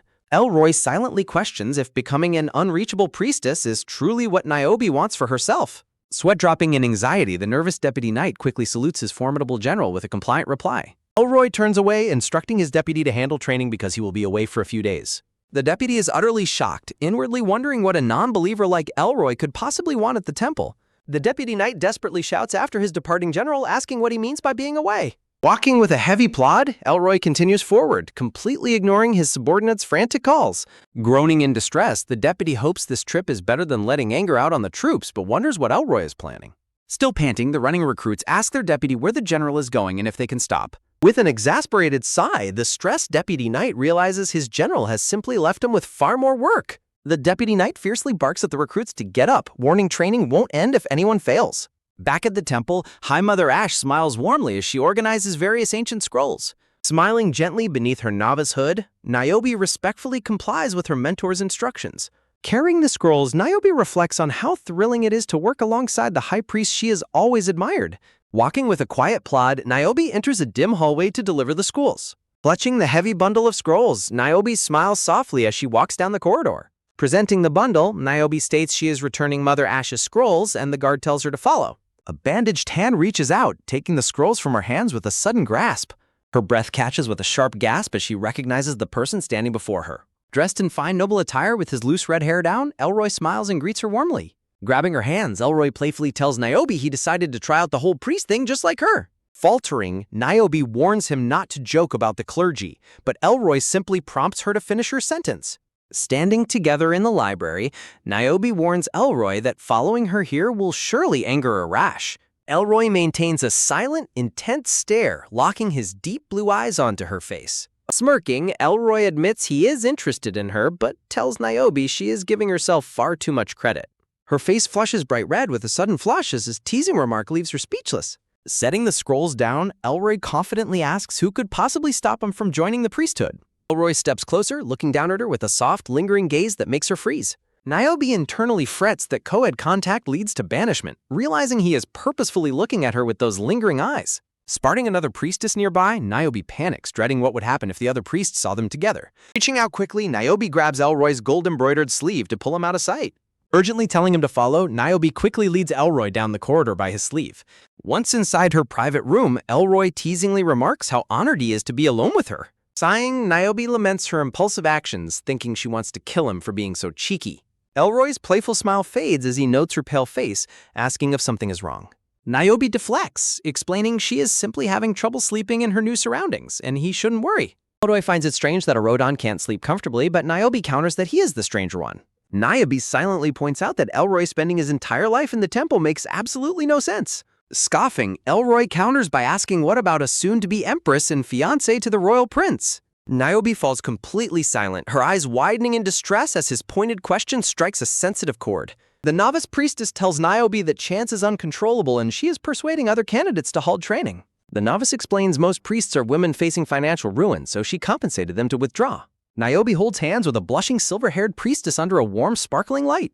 Niobe realizes Elroy cannot be bought, while Elroy remarks on her bewildered look. Niobe questions if Elroy is acting out of anger, but he claims she misunderstands. A sudden gasp escapes Niobe as she stares in absolute shock at his words. A sudden stagger sounds as Niobe backs away while Elroy resolves to follow her. Elroy's deep blue eyes softens as he gazes intensely and lingeringly at her face.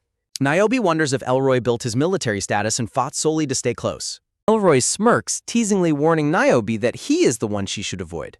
Surrounded by vibrant flowers, Elroy leans in close, asking if she truly knows him.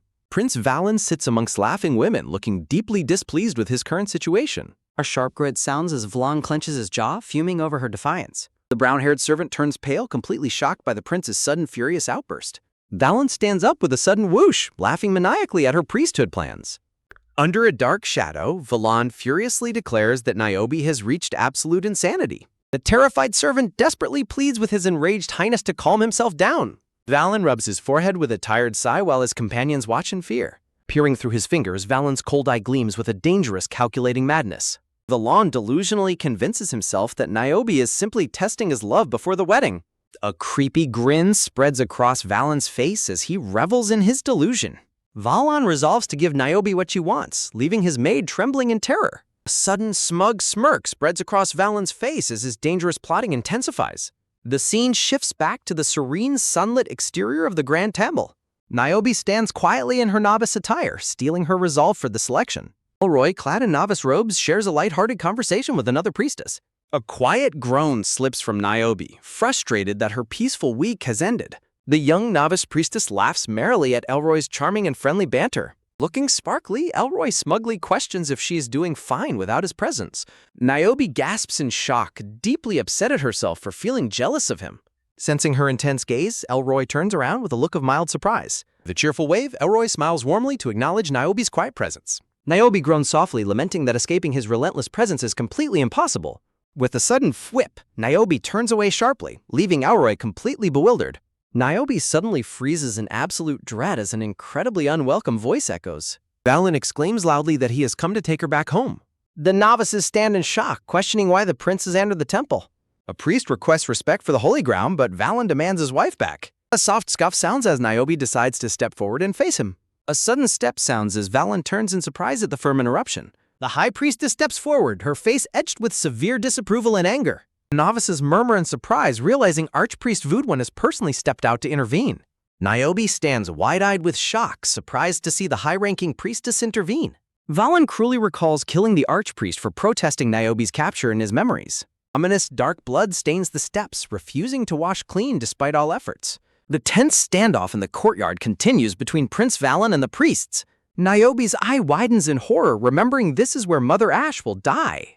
Niobe fears her actions in this life have accelerated Valan's dangerous madness. A terrifying vision of Mother Ash's bloody demise flashes, fueling her panic. Driven by dread, Niobe runs forward, determined to stop him before tragedy strikes. A sudden trip sounds as Niobe loses her footing on a loose stone. With a loud thud, Niobe crashes heavily onto the stone courtyard ground. Her hand scrapes weakly against the dirt as she struggles to push herself up. Heavy, breathless pants escape Niobe as she trembles, completely exhausted and overwhelmed. Niobe weeps silently, questioning if her desperate attempts to change the past are too selfish. A shadow falls over her as Elroy leans in, noting she is in a mess again. Clad in temple robes, Elroy looks down at her with deep, quiet concern. Tears stream down Niobe's face as she looks up, her eyes wide with fear. Crouching low, Elroy levels himself with her to offer comfort in her distress. Niobe flinches slightly, pulling her hood closer as she tries to hide her tears. Elroy gently wipes her face, noting that crying over a simple trip is unlike her. Taking his handkerchief, Niobe presses it to her eyes to dry her tears. Elroy watches her, remarking that she is the only person who would worry for Mother Ash. Nearby, the High Priestess blocks Valan, demanding why he is causing such a commotion. High Priestess sternly instructs Valan that royal status does not exempt him from temple rules. Watching them, Niobe regains her composure and resolves to stand strong like Mother Ash. Elroy scoffs with a quiet tisk, suggesting she let the prince make a fool of himself. Niobe's eyes widen as she realizes Valan cannot lash out with so many witnesses present. She determines that she can use this crowded space to force the prince to leave. Elroy gently urges her to return to her room to rest while he handles him. Grabbing his sleeve, Niobe firmly refuses and decides she must face the prince herself. Stealing her nerves, the blue-haired novice prepares to step out and confront her past tormentor. Prince Valan stands in the courtyard looking highly displeased as a voice interrupts him. With a sharp whip, Valan trains in surprise as Niobe calls out to him. Niobe steps forward, sternly warning the prince to be mindful of where he is standing. She boldly demands to know what the emperor would say if he discovered his behavior. With a sudden halt, Valan freezes as her pointed warning makes him realize his mistake. Valan nervously recalls that any visiting noble could easily report his erratic behavior to his father. The prince stares at her, stunned by her sudden authority and lack of fear. He recalls her past tearful pleas, remembering when she begged him to let her go. A radiant vision of Niobe surrounded by vibrant flowers flashes through his memory. A realization strikes Valan and he asks if she was purposefully avoiding him all along. Letting out a frustrated grunt, Valan fumes under the watchful eyes of the surrounding priests. A creepy, unsettling grin spreads across Valan's face as he suppresses his immediate rage. Valan mockingly tells Niobe she can try all she wants to get away from him. Looking over his shoulder, the prince sneers that absolutely no one can stop him. Shuddering in disgust, Niobe watches him walk away, deeply repulsed by his blasphemy. Valan fumes as he departs, blaming another novice candidate for helping Niobe enter the temple. Under a dark shadow, Valan coldly orders his companion to take care of the matter tonight. With a wicked smirk, his cloaked henchman bows and complies with the sinister order. Later, the candidates kneel quietly on the temple steps during a formal prayer ceremony. The High Priestess dismisses them, bringing the day's training to an official close. With a subtle smirk, Valan steps uncomfortably close to Niobe as they prepare to leave. Valan demands that Niobe visit his palace next time, claiming he has urgent questions. Niobe glares at him, disgusted that the future emperor treats holy priests as objects of lust. Later that night, Niobe suddenly snaps awake in her dark, silent bedroom. Sitting up, Niobe listens closely to strange, animal-like cries coming from behind the wall. She suddenly realizes these agonizing cries match the dying priest from her terrible dreams. Her hand quickly reaches out to grab a candle to light her path. Stepping carefully, Niobe descends the dark, narrow stone staircase to investigate the mysterious cries. Realizing there is no breeze, Niobe wonders why her candle flame is flickering. Niobe realizes the basement hides the painful screams of an unfairly locked-up young priestess. A sudden jump sounds as Niobe is startled by a horrifying scene in the shadows. Niobe gasps as the malicious thug holds Callisto captive, questioning why women become priests. The cruel thug mocks Callisto, saying she only has herself to blame for catching Valan's eye. Demanding to know his identity, Niobe angrily shouts at the intruder for committing such sacrilege. A sudden shing sounds as the thug draws his dagger while the terrified Callisto trembles. A sudden crack sounds as the thug stretches his neck, mockingly warning Niobe to go back to bed. Niobe instantly recognizes the intruder as Prince Valan's personal back-alley thug who handles his dirty work. Waving his bloody dagger, the thug sighs that none of this would happen if Callisto hadn't rebelled. Niobe demands the priest's release, but the thug questions if she even deserves that sacred title. A sudden shout sounds as Niobe dismisses his lies after he accuses Callisto of defiling herself. Niobe realizes that Prince Valan assaulted past priests and had his henchmen murder them to erase his guilt. A sudden step sounds as the thug approaches, mockingly claiming Niobe still hasn't figured out her place. Snickering mockingly, the thug warns Niobe that Valan's patience is thin and she will soon share their fate. Shuddering in disgust, Niobe thinks to herself that both Valan and his servant are completely irredeemable. Niobe remains defiant despite her fears, realizing she must act quickly to save the bleeding priestess. Screaming at the top of her lungs, Niobe calls for help to report the intruder in the basement. A sudden swing sounds as the enraged thug lunges forward to attack Niobe with his dagger. Bracing for impact, Niobe clenches her eyes shut in anticipation of the brutal strike. A loud thwack and sudden snap echo through the dark corridor as an intervention occurs. A sudden gasp escapes Niobe as an agonizing scream of pain rings out from the attacker. A firm grab sounds as Elroy pins the flailing thug to the ground with overwhelming strength. Pinioned on the stone floor, the defeated thug screams in agony, demanding to know his opponent's identity. Clad in black, Elroy stares down at the struggling criminal with cold, glowing eyes. Niobe feels intense chills running down her spine as she witnesses Elroy's terrifyingly dark aura. Soft woof sounds as Niobe recomposes herself, insisting they must treat the injured priest first. Kneeling down, Niobe gently asks the terrified and heavily breathing Callisto if she's all right. Niobe panics upon seeing Callisto's bloodied arm, realizing the poor girl might pass out from blood loss. Niobe watches in surprise as Elroy silently steps forward to assist them with the emergency. A sudden tear sounds as Elroy rips a piece of black fabric from his own sleeve. A sudden cinch sounds as Elroy ties the makeshift bandage tightly, instructing Niobe to apply pressure. Niobe stares at him, completely bewildered and quietly questioning how he arrived so quickly. Elroy reassures Niobe, claiming her injury is trivial compared to the wounds he saw on battlefields. Looking up, Niobe clarifies that she is actually asking how he managed to arrive so rapidly. Elroy explains he was nearby because he heard a room layout was connected to the basement. Niobe demands to know who gave him that information, and Elroy replies it was Mother Policina. Niobe realizes that their earlier lighthearted chat was actually Elroy inquiring about her safety and room. Surrounded by glowing light and flowers, Elroy gazes intensely at Niobe. Elroy watches her with a soft, affectionate expression under the sparkling light. A sudden flush warms Niobe's cheeks, flustered by how nonchalantly he can express his deep concern. A weak groan sounds from the bound thug, prompting Niobe to realize Valen sent him to murder Callisto. Niobe and Elroy consult each other on what to do, wondering how to handle the situation. A heavy plod sounds as Mother Policina arrives with novices holding torches, questioning Niobe's late-night presence. Turning around in relief, Niobe calls out to the High Mother as the group approaches. A sudden gasp escapes the High Mother as she witnesses the bloody scene in the basement. Mother Policina screams Callisto's name in absolute shock and horror upon recognizing the injured priestess. Niobe explains she went for a walk due to insomnia and heard screams coming from below. Pointing to the groaning intruder, Niobe explains they witnessed the sister being attacked by him.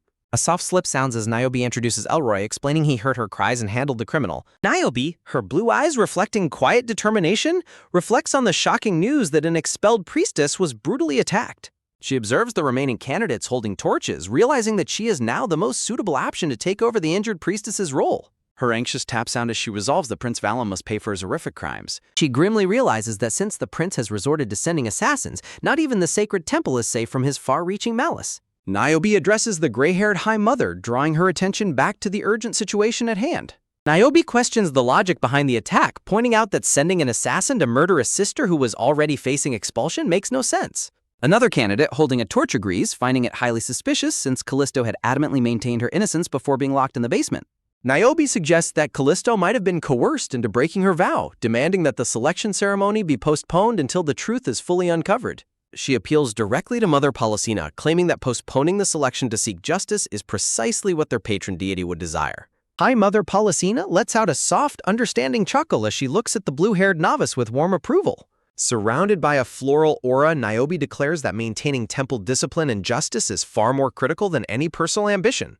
Divine light radiates behind Niobe as she stands resolute, ready to defend the sanctity of the temple. A sudden realization strikes Niobe as her eye widens, casting her mind back to a crucial detail. She wonders if the High Mother intentionally assigned her to the room above the basement, anticipating that she would hear the cries and intervene. The High Mother's gentle and knowing smile seems to confirm her quiet wisdom and foresight. A widespread murmur fills the air as crowds of citizens gather outside the Grand Stone Temple. Confused whispers spread among the attendees who wonder why the scheduled priestess selection ceremony is not taking place. A bewildered young man turns to his companion, shocked by the sudden lack of activity at the temple steps. With a heavy plod sounding, Mother Policina steps forward onto the stone courtyard to address the gathered crowd. She carries herself with absolute grace as she prepares to deliver a grave announcement to the public. Addressing the massive crowd, the High Mother offers blessings and announces that she has crucial news regarding the selection ceremony. The shocked crowd erupts in a massive fuss, expressing outrage that anyone would dare commit such sacrilege against their deity. The High Mother explains that an armed intruder infiltrated the temple in the dead of night with the intent to murder Sister Callisto. Callisto lies pale and weak in her sickbed while the High Mother confirms she is critically injured from the attack to silence her. She asserts that the violent ambush was a desperate attempt to cover up the truth behind Callisto's forced expulsion. A young woman in the crowd nervously notes that no one actually knows who Callisto was supposedly with during the incident. A flashback reveals Callisto weeping on the floor after the banquet, with witnesses only seeing her disheveled state with no clue who violated her. Violent murmurs surge through the crowd as they realize she was forced and the culprit tried to erase her to protect their reputation. A man in the crowd loudly curses the wicked perpetrator, demanding to know who could commit such a heinous act. The High Mother nods solemnly, acknowledging the crowd's righteous fury. With a steady step, 2 female temple guards escort the bound, brown-haired assassin out into the open courtyard. The captured criminal lands with a heavy thump as he is forced onto his knees before the gathered public. Her eyes flashing with intense fury, Mother Policina demands to know who sent the assassin to carry out the crime. The thug lets out a mocking snicker as he falsely claims that he answers to Lord Radan. A roaring protest erupts from the crowd as people immediately reject the assassin's transparent lie. With a sarcastic tilt of his head, the thug facetiously apologizes and offers another noble's name instead. Two female temple guards glare at him in disgust, revolted by a shameless and mocking attitude. The thug laughs heartily, mockingly declaring that he was only jesting and that he answers only to himself. Glaring with absolute malice, the thug claims Callisto deserved death for breaking her purity vow and surviving a simple stoning. Infuriated by his cruelty, an outraged citizen raises a stone and screams that the assassin is the one who deserves to be stoned. With a smug smirk, the kneeling criminal easily shrugs off the small stones as they land harmlessly around him. Mother Policena raises her hand, commanding the furious crowd to calm themselves before the situation escalates further. Concluding her address, the High Mother announces that those are all the day's messages and officially dismisses the crowd. Amidst the widespread murmuring, the disappointed attendees grumble about the ruined ceremony, wishing there was a way to identify the mastermind. A sudden whisper ripples through the crowd as a man recognizes the criminal as a notorious back-alley thug from Ruel. He continues whispering, reminding those nearby that the thug was publicly bragging about carrying out the prince's personal orders. A sudden shocking flash of realization strikes an onlooker's eyes as the pieces of the puzzle instantly fall into place. The rumor spreads like wildfire as one citizen quickly informs another that the priestess was captured entirely against her will. A voice rings out in pure shock, naming Prince Valen as the true culprit who sent the assassin. The scene shifts to the imperial palace, where the emperor stands before his throne, looking down sternly at Prince Valen. An unseen accuser declares that his servant was caught harming a temple priest. The gray-haired emperor furiously demands to know how the prince will answer for his crimes. The prince faces continuous yelling as the voice demands answers regarding his servant's temple attack. The enraged emperor loudly demands a direct explanation from his son. Prince Valen curses inwardly, deeply frustrated that his assassin failed to execute the defenseless priestess. A sudden roar echoes as the emperor warns him that he will receive no second chances. A soft groan sounds as Valen desperately tells himself that the failed attempt makes him innocent. He shrugs dismissively, denying any involvement and pointing out that the captured assassin keeps changing his story. Valen argues that the assassin is trying to ruin his royal reputation and deserves a felony charge. Laughing out loud, the smug prince looks to his father for confirmation of his defense. Standing before a divine light, the emperor coldly vows to ensure those words become the official truth. Valen feels a chill, realizing his father does not believe his lie but will cover it up. The emperor declares that this cover-up is the absolute last of his fatherly affection. A sudden grab sounds as the emperor violently fists the prince's green sash. The emperor warns him that if he is lying, the deity Arash will burn him alive. Valen silently scoffs at the warnings, knowing no divine retribution has ever actually happened. He arrogantly concludes that either the deity does not exist or is on his side. Soft push sounds as the prince smoothly agrees, confidently adjusting his clothes with a smile. With a quick flip, the insolent prince bids farewell, leaving his father sputtering in absolute rage. A painful throb sounds as the stressed emperor clutches his head in utter exhaustion. Shifting focus, the emperor commands his guards to alert the scribes for an official announcement. A few days later, a formal decree signed by His Majesty is officially issued. The decree declares that the crown will execute the assassin who infiltrated the High Temple. The announcement clears Prince Valen of all charges, labeling the accusations as baseless rumors. The final decree promises to reinforce the temple's security to prevent any future infiltrations. A low grumble sounds as Valen angrily reads the news about the lingering public rumors. Sitting on a sofa, he bitterly realizes his father covered up the crime without believing his innocence. A loud crumple sounds as Valen realizes the new temple guards will prevent him from interfering there. Smirking maliciously, the prince vows revenge on the high archpriest once he ascends the throne. A sudden polite knock-knock sounds, interrupting his dark and vindictive thoughts. Valen sits up in surprise, clutching the crumpled paper as he awaits his visitor. Captain Menica Boreas of the Crown's Guard enters, politely apologizing for the late disruption. Valen reacts with sharp offense when Menica unexpectedly offers him congratulations. Menica explains that since the election is cancelled, the prince's lover will surely return. The prince blinks in confusion, completely caught off guard by the captain's logical observation. A subtle smirk appears on Valen's face as he realizes the potential of this situation. Menica announces news about the frontier, prompting Valen to question his involvement outside the capital. Menica reports suspicious activity in the Zarniki tribe, which Valen recognizes as a Barvolian group. Captain Menica stands in silence, awaiting the prince's official decision on the frontier matter. Valen proposes sending Elroy to investigate, mocking Menica's apparent eagerness to go himself. With a sudden kneel, the loyal captain formally requests permission to lead the mission. Kneeling on the red carpet, Menica pledges his readiness to handle the frontier assignment. Valen silently rolls his eyes, thinking how tedious the captain's eager request is. His bored expression turns into a wicked smile as he realizes this might benefit him. Valen notes Menica's intense rivalry with the red-haired Elroy, who has been testing his own patience. Soft snicker escapes Valen as he plots to use this mission to humble Elroy. Valen formally grants the request, officially ordering the captain to proceed to the frontier. Deeply grateful, the captain expresses his profound thanks for the prestigious frontier assignment. A weak groan sounds as the brown-haired girl slowly begins to regain her consciousness. Her eyes blink open, looking around in confusion as she fully wakes from her slumber. Niobe gazes down with gentle concern as her recovering sister finally begins to awaken. A warm light glows as Niobe softly reassures her recovering sister to rest without worry. Soft drift sounding, Callista weakly expresses her relief and deep gratitude for being saved. Niobe silently laments her naive belief that merely calling off her engagement would solve everything. She vividly recalls the looming threat Prince Valen poses to countless citizens across the empire. The sudden sharp clench sounding, she vows never to hide from his cruelty again. Niobe resolves to stop Valen's wicked plans, even if it leads to her own ruin. Elroy stands before Mother Policina in the quiet temple library to discuss their ongoing struggle. Mother Policina offers Elroy a gentle smile, warmly thanking him for his immense assistance. Elroy crosses his arms, expressing bitter disbelief that Valon would endanger the woman he claimed to protect. With soft peep sounds echoing, Mother Policina realizes Elroy must care for Niobe very deeply. She calmly assures Elroy that Niobe is strong and destined for a much greater fate. Elroy is deeply shocked, realizing the High Mother might have let the danger unfold intentionally. The High Mother calmly urges the red-haired Mordred Fry Varash to control his temper. Mother Policina calmly explains her foresight, trustful that Niobe's path is guided by divine destiny. Elroy bitterly questions if Niobe's suffering is trivialized just because a deity protects her. With a sudden swift slip sounding, Elroy sarcastically congratulates the temple's newfound authority. A dark gloom settles over Elroy as he turns his back on the High Mother. Mother Policina quietly notes that Elroy has been blinded by his profound love for Niobe. The prophecy foretells Elroy's ultimate rise to a greatness even the High Temple must revere. Mother Policina smiles serenely, content to watch the grand wheels of fate begin to spin.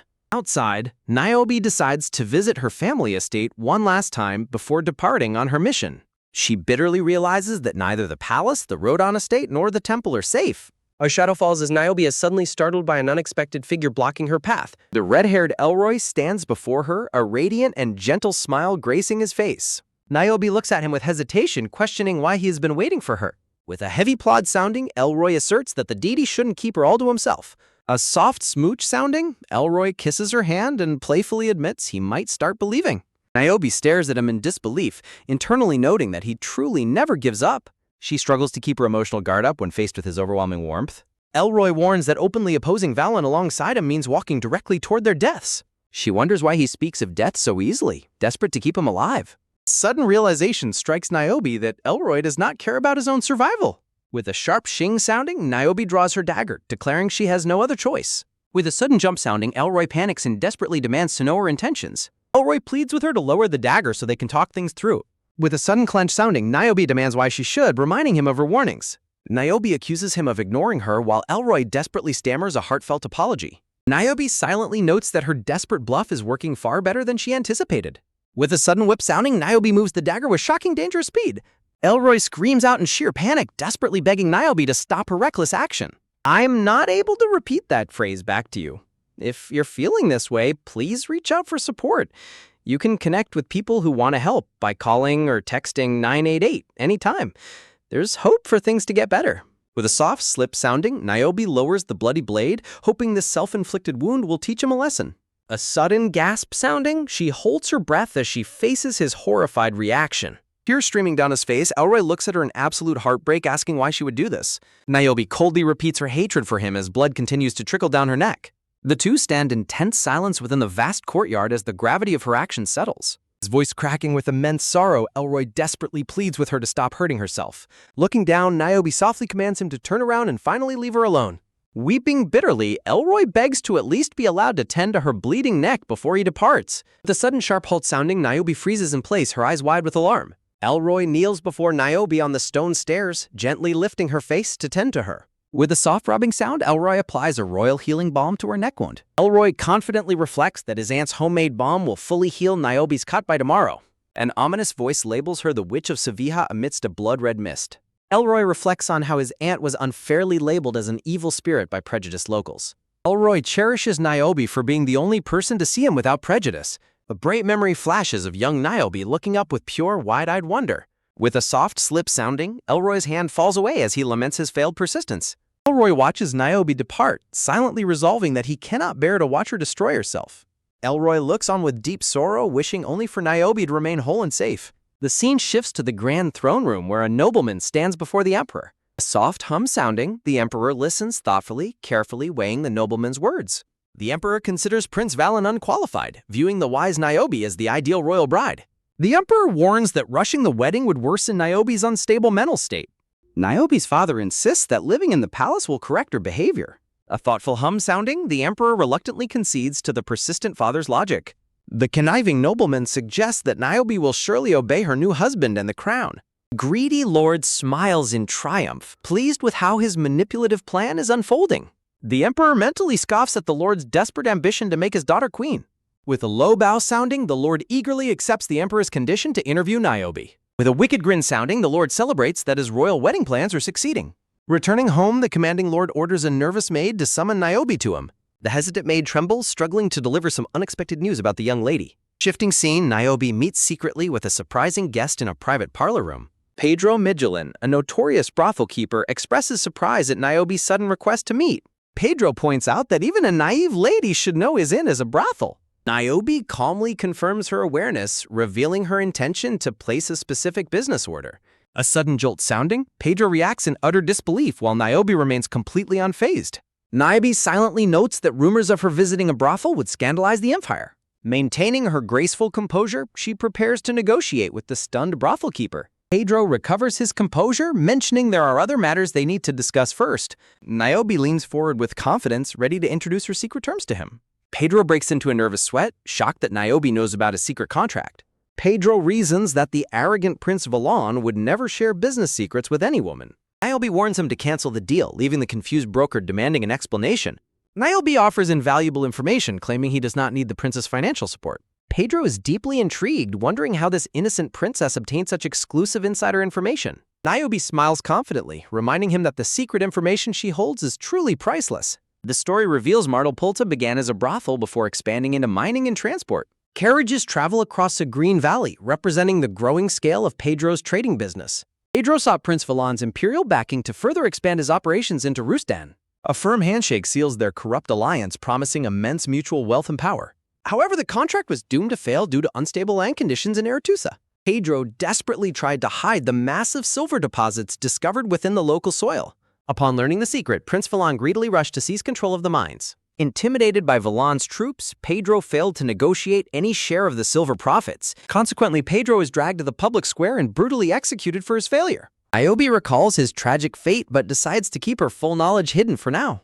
Niobe lays out her conditions, demanding that Pedro immediately cancel his contract with Prince Valen. Niobe quietly observes the brothel keeper, maintaining her absolute composure during their tense negotiation. Pedro sweats in disbelief, realizing she knows Aretusa is fool's gold, the very land he tried giving to the prince. Pedro wonders why she targeted Aretusa, questioning if she used the Rodon family's legendary divine foresight to see the future. With a sudden grin appearing, Pedro wonders if this development represents the divine will of Emelbod, the goddess of war. Raising his hand, Pedro eagerly offers her 30% along with a portion of the company's shares. Niobe gasps in feigned surprise, asking if he is truly making such a generous offer. Pedro smiles warmly, reminding Niobe that she did describe her information as priceless. Niobe realizes 30% of the silver mines will easily secure her lifelong financial independence. Pedro is deeply shaken, realizing he almost handed over the vast silver deposits of Aretusa to the prince. With a sudden swift slide sounding, a hand pushes the contract forward to seal the deal. As Niobe carefully signs the paper, Pedro wonders how she could possibly know the silver's exact amount and location. With a merry ho-ho sounding, Pedro claps his hands, eagerly asking what kind of accommodation she would prefer. Pedro winks and promises that if she stays, he will send over their finest, best-looking men for an unforgettable night. Niobe smiles subtly, preparing to set her boundaries regarding his offer of male company. With a sudden, startled jolt sounding, Pedro stammers in surprise, quickly agreeing to her unexpected command.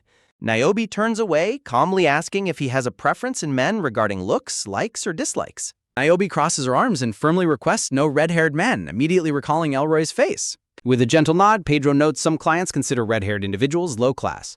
Chibi Niobe firmly states she will not be sleeping with anyone, leaving a sweating Pedro to meekly nod in agreement.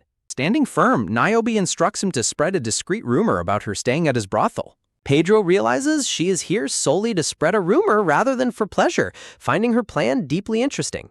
Pedro watches Niobe, fascinated by a noble princess who actively desires to ruin her own reputation.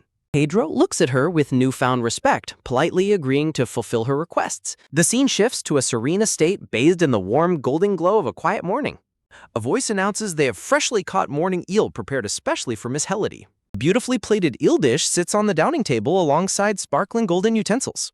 The host proudly presents a clean, refreshing new white wine that tastes perfect without needing water. The blonde Helody sits at the table, gracefully holding a glass of the white wine. Helody smiles warmly, expressing her gratitude for being welcomed so kindly despite being a humble servant. The bearded host waves his hands in panic, insisting she is his absolute favorite author. With a soft sip sounding, Helody gracefully tastes the refreshing white wine at the table. Helody silently recalls her sudden expulsion from the Rodon estate just a few days ago. Grand Rodon estate stands silent and empty under the bright blue sky. The furious blonde woman glares angrily, demanding to know where the wretched Niobe has gone.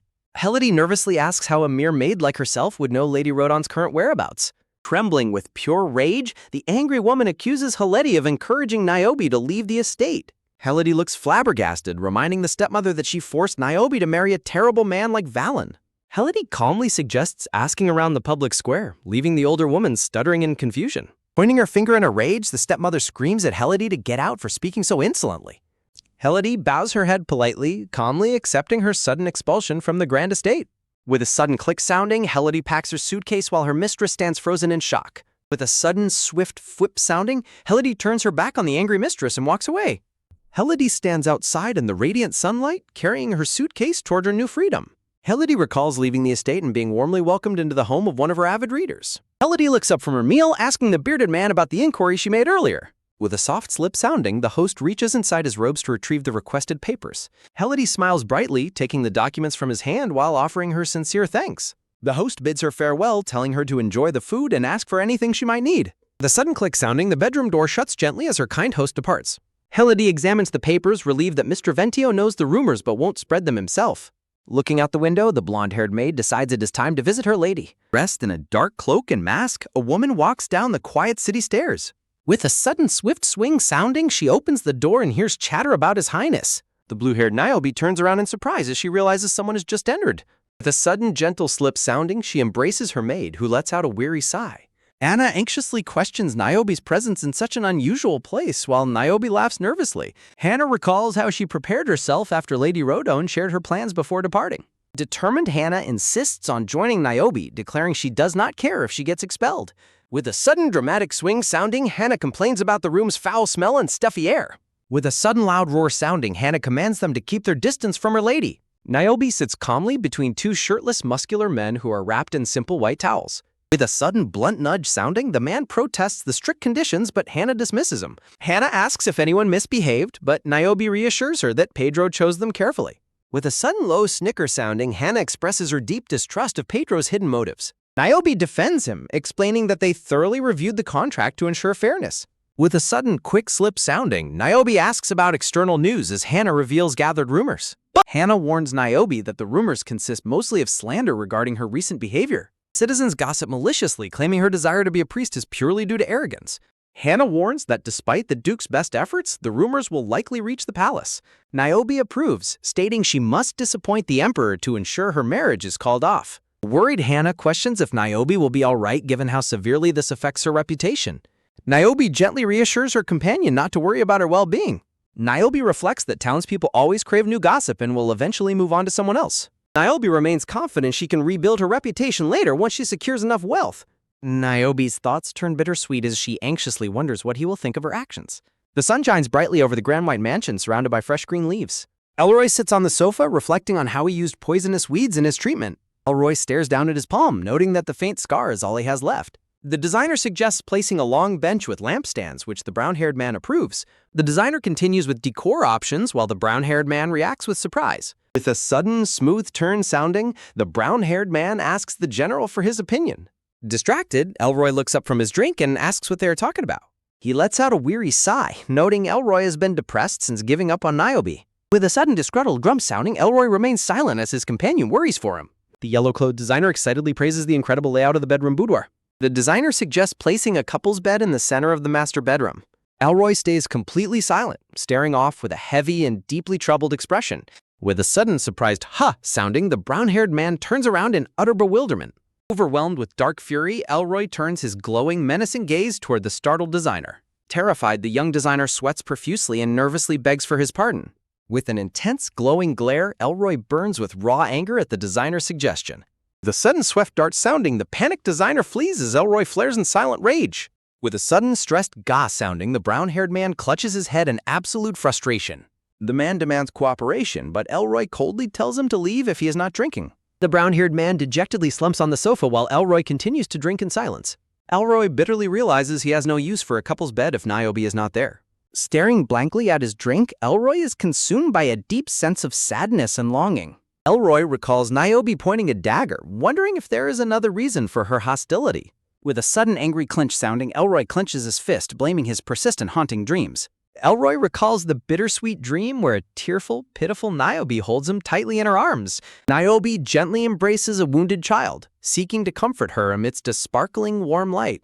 Elroy realizes that Niobe holds no hatred for him, but instead deeply worries about his well-being. Elroy stands in quiet contemplation, his expression heavy with resolved determination and hidden sorrow. Though determined not to give up, Elroy remains bound by his promise to never see her again. With a sudden heavy sigh sounding, Elroy laments his chaotic thoughts to Michael, who humorously points out it is nothing yo. Michael warns Elroy that rumors have ruined his chances with Niobe and bluntly states she does not deserve him. Furious at his friend's judgment, Elroy delivers a chilling glare and demands to know who Michael is to judge Niobe. Michael urges a silent Elroy to accept reality, arguing that the blue-haired lady has changed completely. Michael gasps as Elroy suddenly stands up in frustration, cutting off his friend's advice entirely. With a sudden heavy plot sounding, Elroy walks away as Michael desperately calls out to him. Sweat dripping down his face, Michael nervously wonders if his blunt advice has completely backfired on him. Michael shivers as he recalls the terrifying, bloodthirsty look on Elroy's face. Confirming the silver in Aretusa, Pedro probes Niobe about her source, noting her tight-lipped demeanor. Pedro proposes that Niobe escaped the local rumors by traveling to the Lanthea Duchy with him. Niobe silently notes that Pedro is looking at her like a prize, attributing it to his greedy nature. Niobe hesitates, preparing her response as she carefully weighs the merchant's bold offer. The brothel workers freeze in sheer terror, stammering as a dangerous intruder suddenly forces his way inside. Exuding a terrifying aura of pure rage, Elroy demands to know exactly where Niobe is hiding. Hearing the commotion, Niobe turns around in absolute shock, wondering why Elroy has suddenly arrived. With a sudden brutal whack sounding, Elroy punches the receptionist who tried to protect client confidentiality. With a sudden menacing plod sounding, Elroy marches forward after the terrified worker points out Niobe's room. Throwing open the doors, Elroy stands on the threshold, his gaze locked onto the room's occupants. Pedro gasps in shock at the sudden intrusion while Niobe watches the red-haired knight in bewilderment. Two handsome shirtless male hosts stare in surprise at the uninvited knight barging into the room. Seeing the male company, Elroy grits his teeth, his expression twisting with heartbreak and deep betrayal. Pedro leaps to his feet in anger, protesting the knight's rude intrusion into their private meeting room. Pedro glares back and threatens to call the authorities, asserting they are meeting a high-profile client. With a sudden explosive wham sounding, a brutal punch sends Pedro crashing backward onto the floor. Knocked flat on his back, Pedro lies dazed on the floor, completely bewildered by the sudden attack. The servants click their tongues in pity, asking their boss why he was foolish enough to provoke him.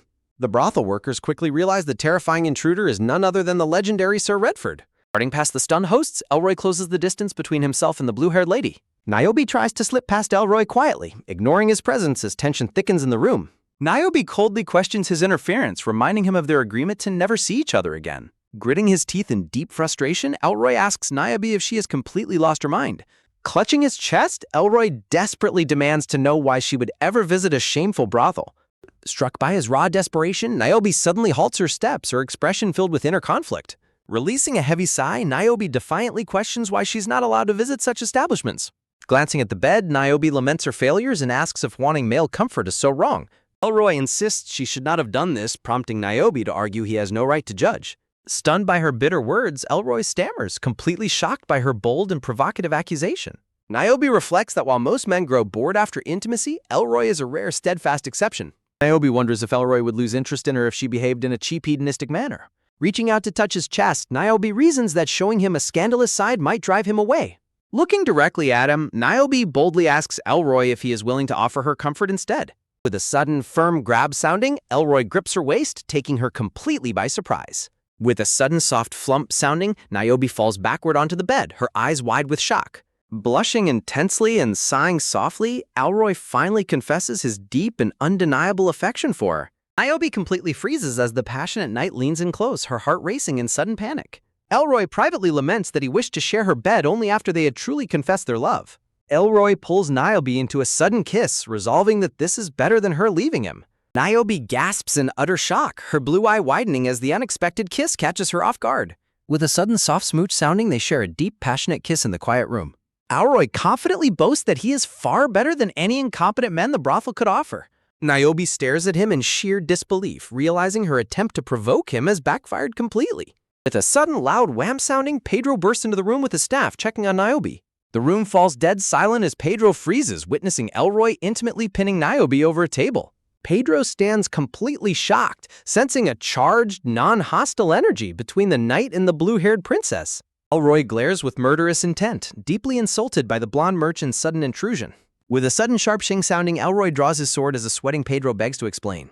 Niobe quickly stands up and commands Elroy to stop his reckless assault immediately. Niobe bravely shields the terrified Pedro, explaining that he was only trying to protect her. Elroy looks deeply hurt and confused, demanding to know why she is protecting another man. Elroy desperately asks if she loves Pedro, leaving a bewildered Niobe completely speechless.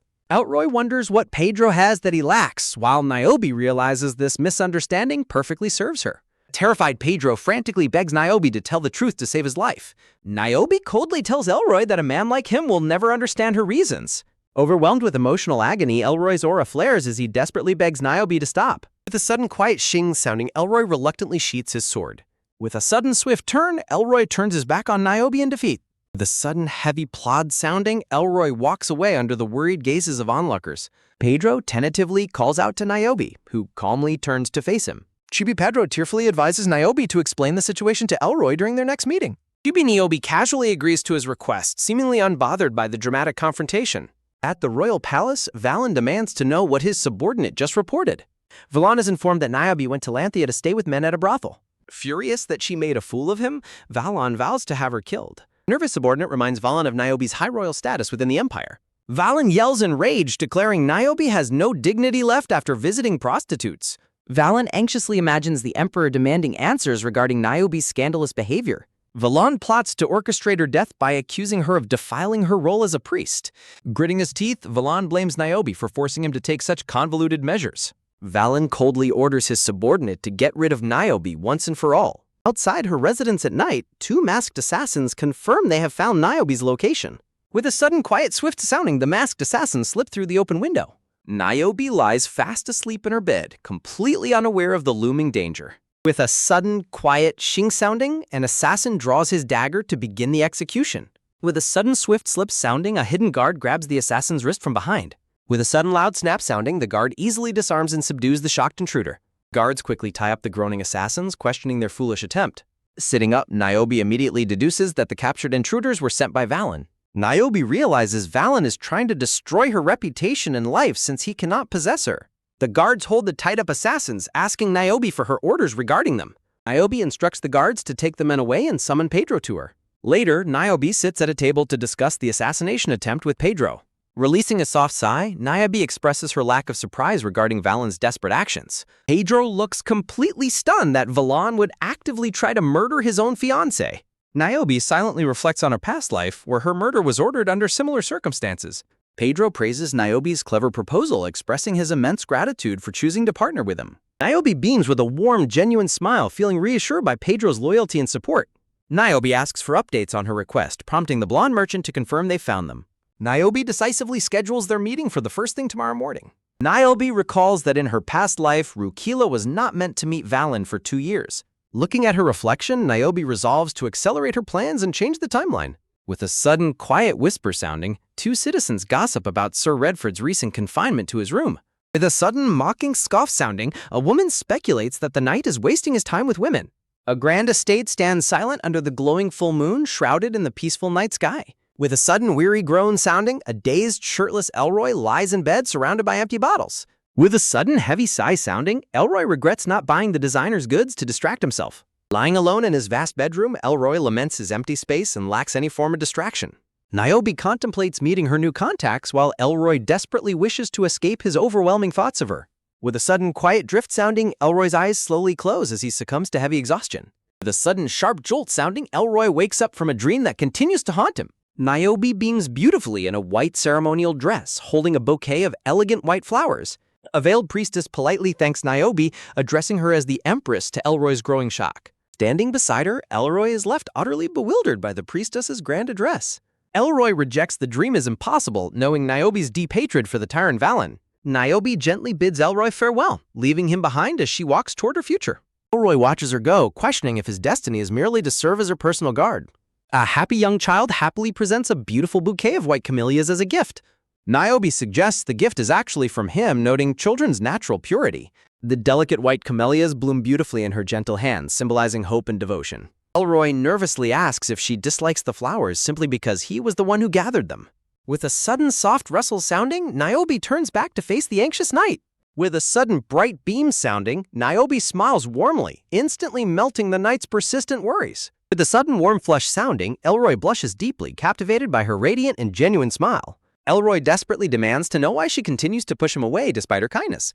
The two stand in a quiet courtyard sharing a bittersweet moment of profound unexpressed emotion. Niobe hesitates as she prepares to explain her difficult reasons for keeping her distance. With a sudden brief pause sounding, Niobe's smile falters slightly as she holds back her tears. With a sudden soft murmur sounding, Niobe wakes from her deep sleep, whispering her vow to save him. With a sudden rustling sit sounding, Niobe sits up in bed and firmly vows to protect Elroy. Stealing her resolve, Niobe prepares for the busy day ahead, determined to execute her plans. Niobe arrives at the bustling town coordinates that Pedro provided for her secret investigation. Standing before the rustic wooden door, Niobe nervously hesitates on whether she should knock. Niobe gasps in sudden surprise as she hears a sharp, hostile voice shouting inside the house. Through the window, Rukila furiously demands that her companion get her own water instead of complaining. Niobe's eyes widen in sheer disbelief as she notes how vastly different Rukila's cool voice sounds. The weeping blonde girl desperately expresses her fear to Rukila, traumatized by her previous ordeal. The sudden harsh tsk sounding, Rukila coldly commands her to stop whining and remain grateful. The terrified blonde girl weeps hysterically, reminding Rukila that her life was nearly taken. With a sudden cruel laugh sounding, Rukila maliciously remarks that the girl should have just died. The horrified blonde girl cries out in complete shock at Rukila's heartless and unfeeling response. With a sudden loud swing sounding, Niobe throws the door open and resolves to intervene. Rukila turns around in a fury, angrily demanding to know who dared to barge in. Niobe politely addresses the white-haired woman, asking if she is indeed Cheselina Fantilleon. With a sudden, tense halt sounding, Rukila freezes, completely intimidated by Niobe's remarkably elegant demeanor. Rukila quickly adjusts her expression, offering an awkward, forced smile to hide her rising panic. Rukila remains utterly speechless, nervously wondering if the elegant visitor is a high-ranking noblewoman. Niobe silently observes her nervous reaction, confirming that this is indeed the insecure Rukila she remembers. Niobe introduces herself as Niobe Rodin, causing Rukila to gasp in shock and invite her to sit. Two women sit at a round table sharing a quiet moment over tea. Niobe silently scoffs at how easily Rukila bows to nobility despite abusing those she deems weak. Niobe feels that Rukila's sudden shift in attitude helps clarify the true nature of her character. Niobe recalls how timid and battered Rukila had originally seemed during their past encounters. Niobe remembers how Rukila secretly plotted with Valen to have her killed and take her place. Niobe recalls Valen discovering her alliance with the rebels and enslaving the entire Rodon estate. Niobe firmly believes that Rukila might be the catalyst for the tragedy that unfolded. Niobe clasps her hands together and decisively announces her intention to get straight to the point. Framed by elegant white flowers, Niobe directly asks Rukila if she wishes to go to the palace. Rukila stands frozen in utter shock, completely speechless at the noblewoman's unexpected proposal. Niobe mentions she overheard Rukila's feelings for the prince and suggests the prince would like her too. Rukila hesitantly questions the offer, reminding Niobe that the prince is her own fiancé. Niobe dismisses her own engagement, claiming she is not worthy of holding such a royal title. Hearing Niobe's words, Rukila inwardly believes the scandalous rumors about Niobe sleeping with multiple men are true. With a sudden knowing smirk, Rukila decides to accept Niobe's offer to go to the palace. Niobe smiles warmly and promises to guide Rukila through everything she needs to do. Niobe reflects on Valen's desire for dominance and how Rukila would make him kneel before the crown. Niobe hopes both pure evil figures will ultimately destroy each other and leave nothing left. Niobe recalls how power-hungry families began to re-emerge to claim the vacant royal seat. Silver-haired noble is introduced as the older brother of the late Empress Delphine. With a sudden rhythmic clip-clop sounding, a horse carriage travels down the busy town street. The silver-haired noble reflects on how Niobe's ruin benefits his own faction's ambitions. The silver-haired noble worries that no other woman can match Niobe Rauden's status. With a sudden, swift slip sounding, a basket of ripe date palms is lifted. A younger, tan-skinned Rukila cheerfully offers her basket of date palms for sale to the noble. The silver-haired noble is struck by Rukila's rare beauty, realizing the prince would adore her. With a calculating purple gaze, the silver-haired noble offers to buy her entire basket. The silver-haired noble invites Rukila to have a private chat with him in exchange. The scene shifts to a grand palace courtyard where Valen enthusiastically welcomes his uncle. Valen wishes his uncle had written in advance so he could prepare a proper reception. Smiling warmly, the silver-haired uncle dismisses the need for formalities among close family members. Valen is instantly captivated by the beautiful tan-skinned woman standing behind his uncle. The uncle introduces Rukila as a new servant, prompting an intrigued reaction from Valu.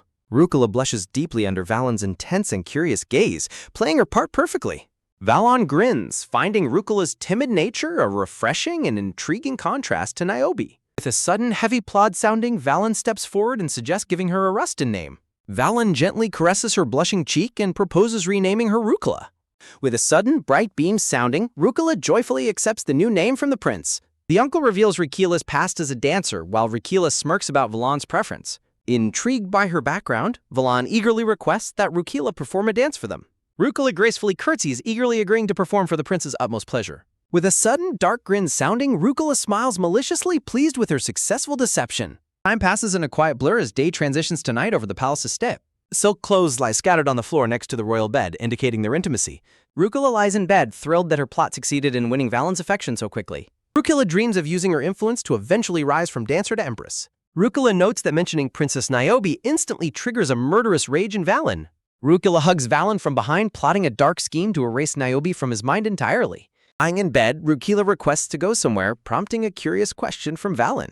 Lying in bed, Rukila suggests going to Lanthea with Valon to meet some friends. Intrigued by her proposal, Valen dreamily contemplates the idea of having some fun.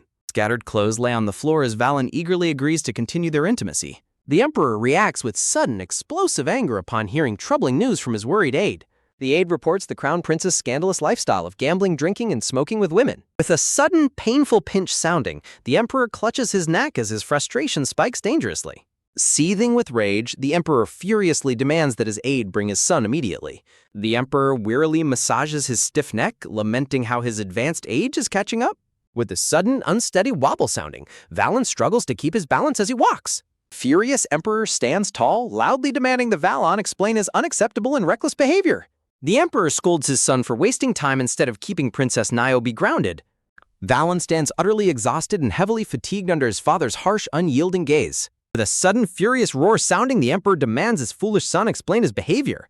Valon remains silent as his father continues to lecture him about his neglected royal duties. The emperor's unchecked rage reaches a boiling point as he screams at his silent son. Valen defensively retorts, questioning how a tarnished woman like Niobe could ever become empress. Valen silently recalls his forgotten order to eliminate her, a detail lost to his drug-induced stupor. Valen confidently proposes canceling his engagement to Niobe and making Rukila the next empress instead. The emperor is left utterly speechless, staring at his son in dark, disbelief-filled shock. Valen maintains a crazed, nervous smile as he desperately awaits his father's final reaction. In the shadows of the palace, the nobles discuss how the court's opinion has rapidly declined. The emperor stands alone in the quiet court, weighed down by immense shame and worry. Clenching his fist tightly, the emperor laments his ruined hope of having Niobe as his empress. Staring blankly, the emperor deeply regrets losing the chance to welcome Niobe into his family. With a sudden, heavy plotting sounding, Valen turns away and begins to leave the room. With a sudden, violent pow sounding, the emperor strikes Valon across the face in absolute fury. The sudden, rhythmic plotting sounding, the enraged emperor advances, shouting insults at his disgraced son. With a sudden sharp whap and heavy thud sounding, Valen groans on the floor under the beating. The emperor's echoing voice calls Valen a complete imbecile as the physical assault continues. The breathing emperor stands over his defeated son, who lies motionless on the marble floor. A few days later, a formal scroll from Duke Rodon confirms the cancellation of the engagement. Duke Rodon stands alone on the stone-paved street, deeply troubled by his family's situation. Duke Rodon is deeply frustrated that Niobe has ignored all his letters to return home. Horrified by the rumors, Duke Rodon resolves to rescue his daughter from her current scandalous residence. With a sudden, heavy barge sounding, Duke Rodon throws open the wooden door to enter. Duke Rodon stands firmly inside the room with his arms crossed, demanding to see his daughter. With a sudden, quiet slip sounding, Pedro steps forward and mockingly welcomes the angry lord. Pedro points out that the Duke only showed up once the public divorce was announced. Pedro mockingly laughs at the hypocritical nobleman, thoroughly amused by his late-arriving parental concern. With a sudden loud roar sounding, Duke Roden commands the smug broker to shut his mouth. Pedro feigns intimidation, playfully taunting the furious nobleman who has clearly investigated his business. Duke Roden responds with a silent, murderous glare, his patience completely exhausted by the mockery. With a sudden rough shove and soft oof sounding, Pedro rudely pushes past the furious nobleman. With a sudden heavy stomping sounding, Duke Roden marches down the hallway toward the master's suite. Standing before the grand suite door, Duke Roden resolves to take matters into his own hands. With a sudden sharp shing sounding, a hand reaches forward to grasp the door handle. Two armored guards firmly block his path, calmly declaring that he is not welcome inside. With a sudden smooth slip sounding, the guard unsheaths his weapon while claiming they are her lovers first. The guard explains the room is occupied, adding that her ladyship is currently busy elsewhere. When the outraged Duke demands to know where she is, the guard flatly refuses to disclose that. With a sudden dark glower sounding, Duke Roden glares in deep irritation. Frustrated, Duke Roden inwardly complains that his daughter made him come to such an obscene place only to not even be there. Duke Roden lets out an angry shout, screaming Niobe's name in utter fury. The scene shifts to a beautiful sunlit white mansion framed by lush green leaves. With a sudden, joyful clink sounding, a toast is made to celebrate Niobe's successful separation and her beautiful new home. Holding a glass of wine, Niobe happily remarks that the drink has never tasted sweeter to her. Niobe reflects on how she sent Rukila to Valon to bring them together, though she never expected such rapid results. Niobe recalls Scarvi, a mushroom from Lanthea used by priests to access divine revelations. Niobe explains that the mushroom was also used for intimacy due to its sensory-enhancing effects, admitting she did not anticipate the prince becoming hopelessly addicted to it. The blonde maid warmly praises Pedro, noting that he possesses an excellent eye for design. The maid suggests Pedro worked hard because the house was for Niobe, while Niobe agrees and expresses gratitude despite putting him in a difficult position. Leaning in closer, the blonde maid prepares to share some intriguing local gossip. The maid shares a rumor that a designer visited Sir Redford's new home but was kicked out empty-handed. Surprised by the strange news, Niobe asks her companion why such a thing happened. The maid explains that the designer recommended bedroom furniture, suggesting Sir Redford was angered by how his lady was spoken of. Niobe sadly points out that Elroy can only start a family through marriage, noting that he must wed soon. Niobe questions if she is ready to watch Elroy start a family, admitting she cannot bear to picture him with another woman. Red-haired Elroy appears flustered and caught off guard by the intensity of the moment. The two share a passionate romantic kiss as the glittering light surrounds them beautifully. With a sudden hot flush sounding, Niobe blushes deeply and scolds herself for having such scandalous thoughts. With a sudden heavy gulping sounding, Niobe drinks rapidly as her worried maid begs her to slow down. With a sudden quick snatch sounding, the maid takes the glass away, but Niobe stubbornly denies drinking to get drunk. The maid shifts the topic to Duke Redford, mentioning that the situation in Barvolia is worsening and he may return to war. The maid adds that Duke Redford hasn't left his house lately, meaning he will likely depart without touring the capital. Hearing the unsettling news about his imminent departure, Niobe is left completely stunned and speechless. Niobe realizes that if the Northern War continues, Elroy must join the battle, though she can still dream of him.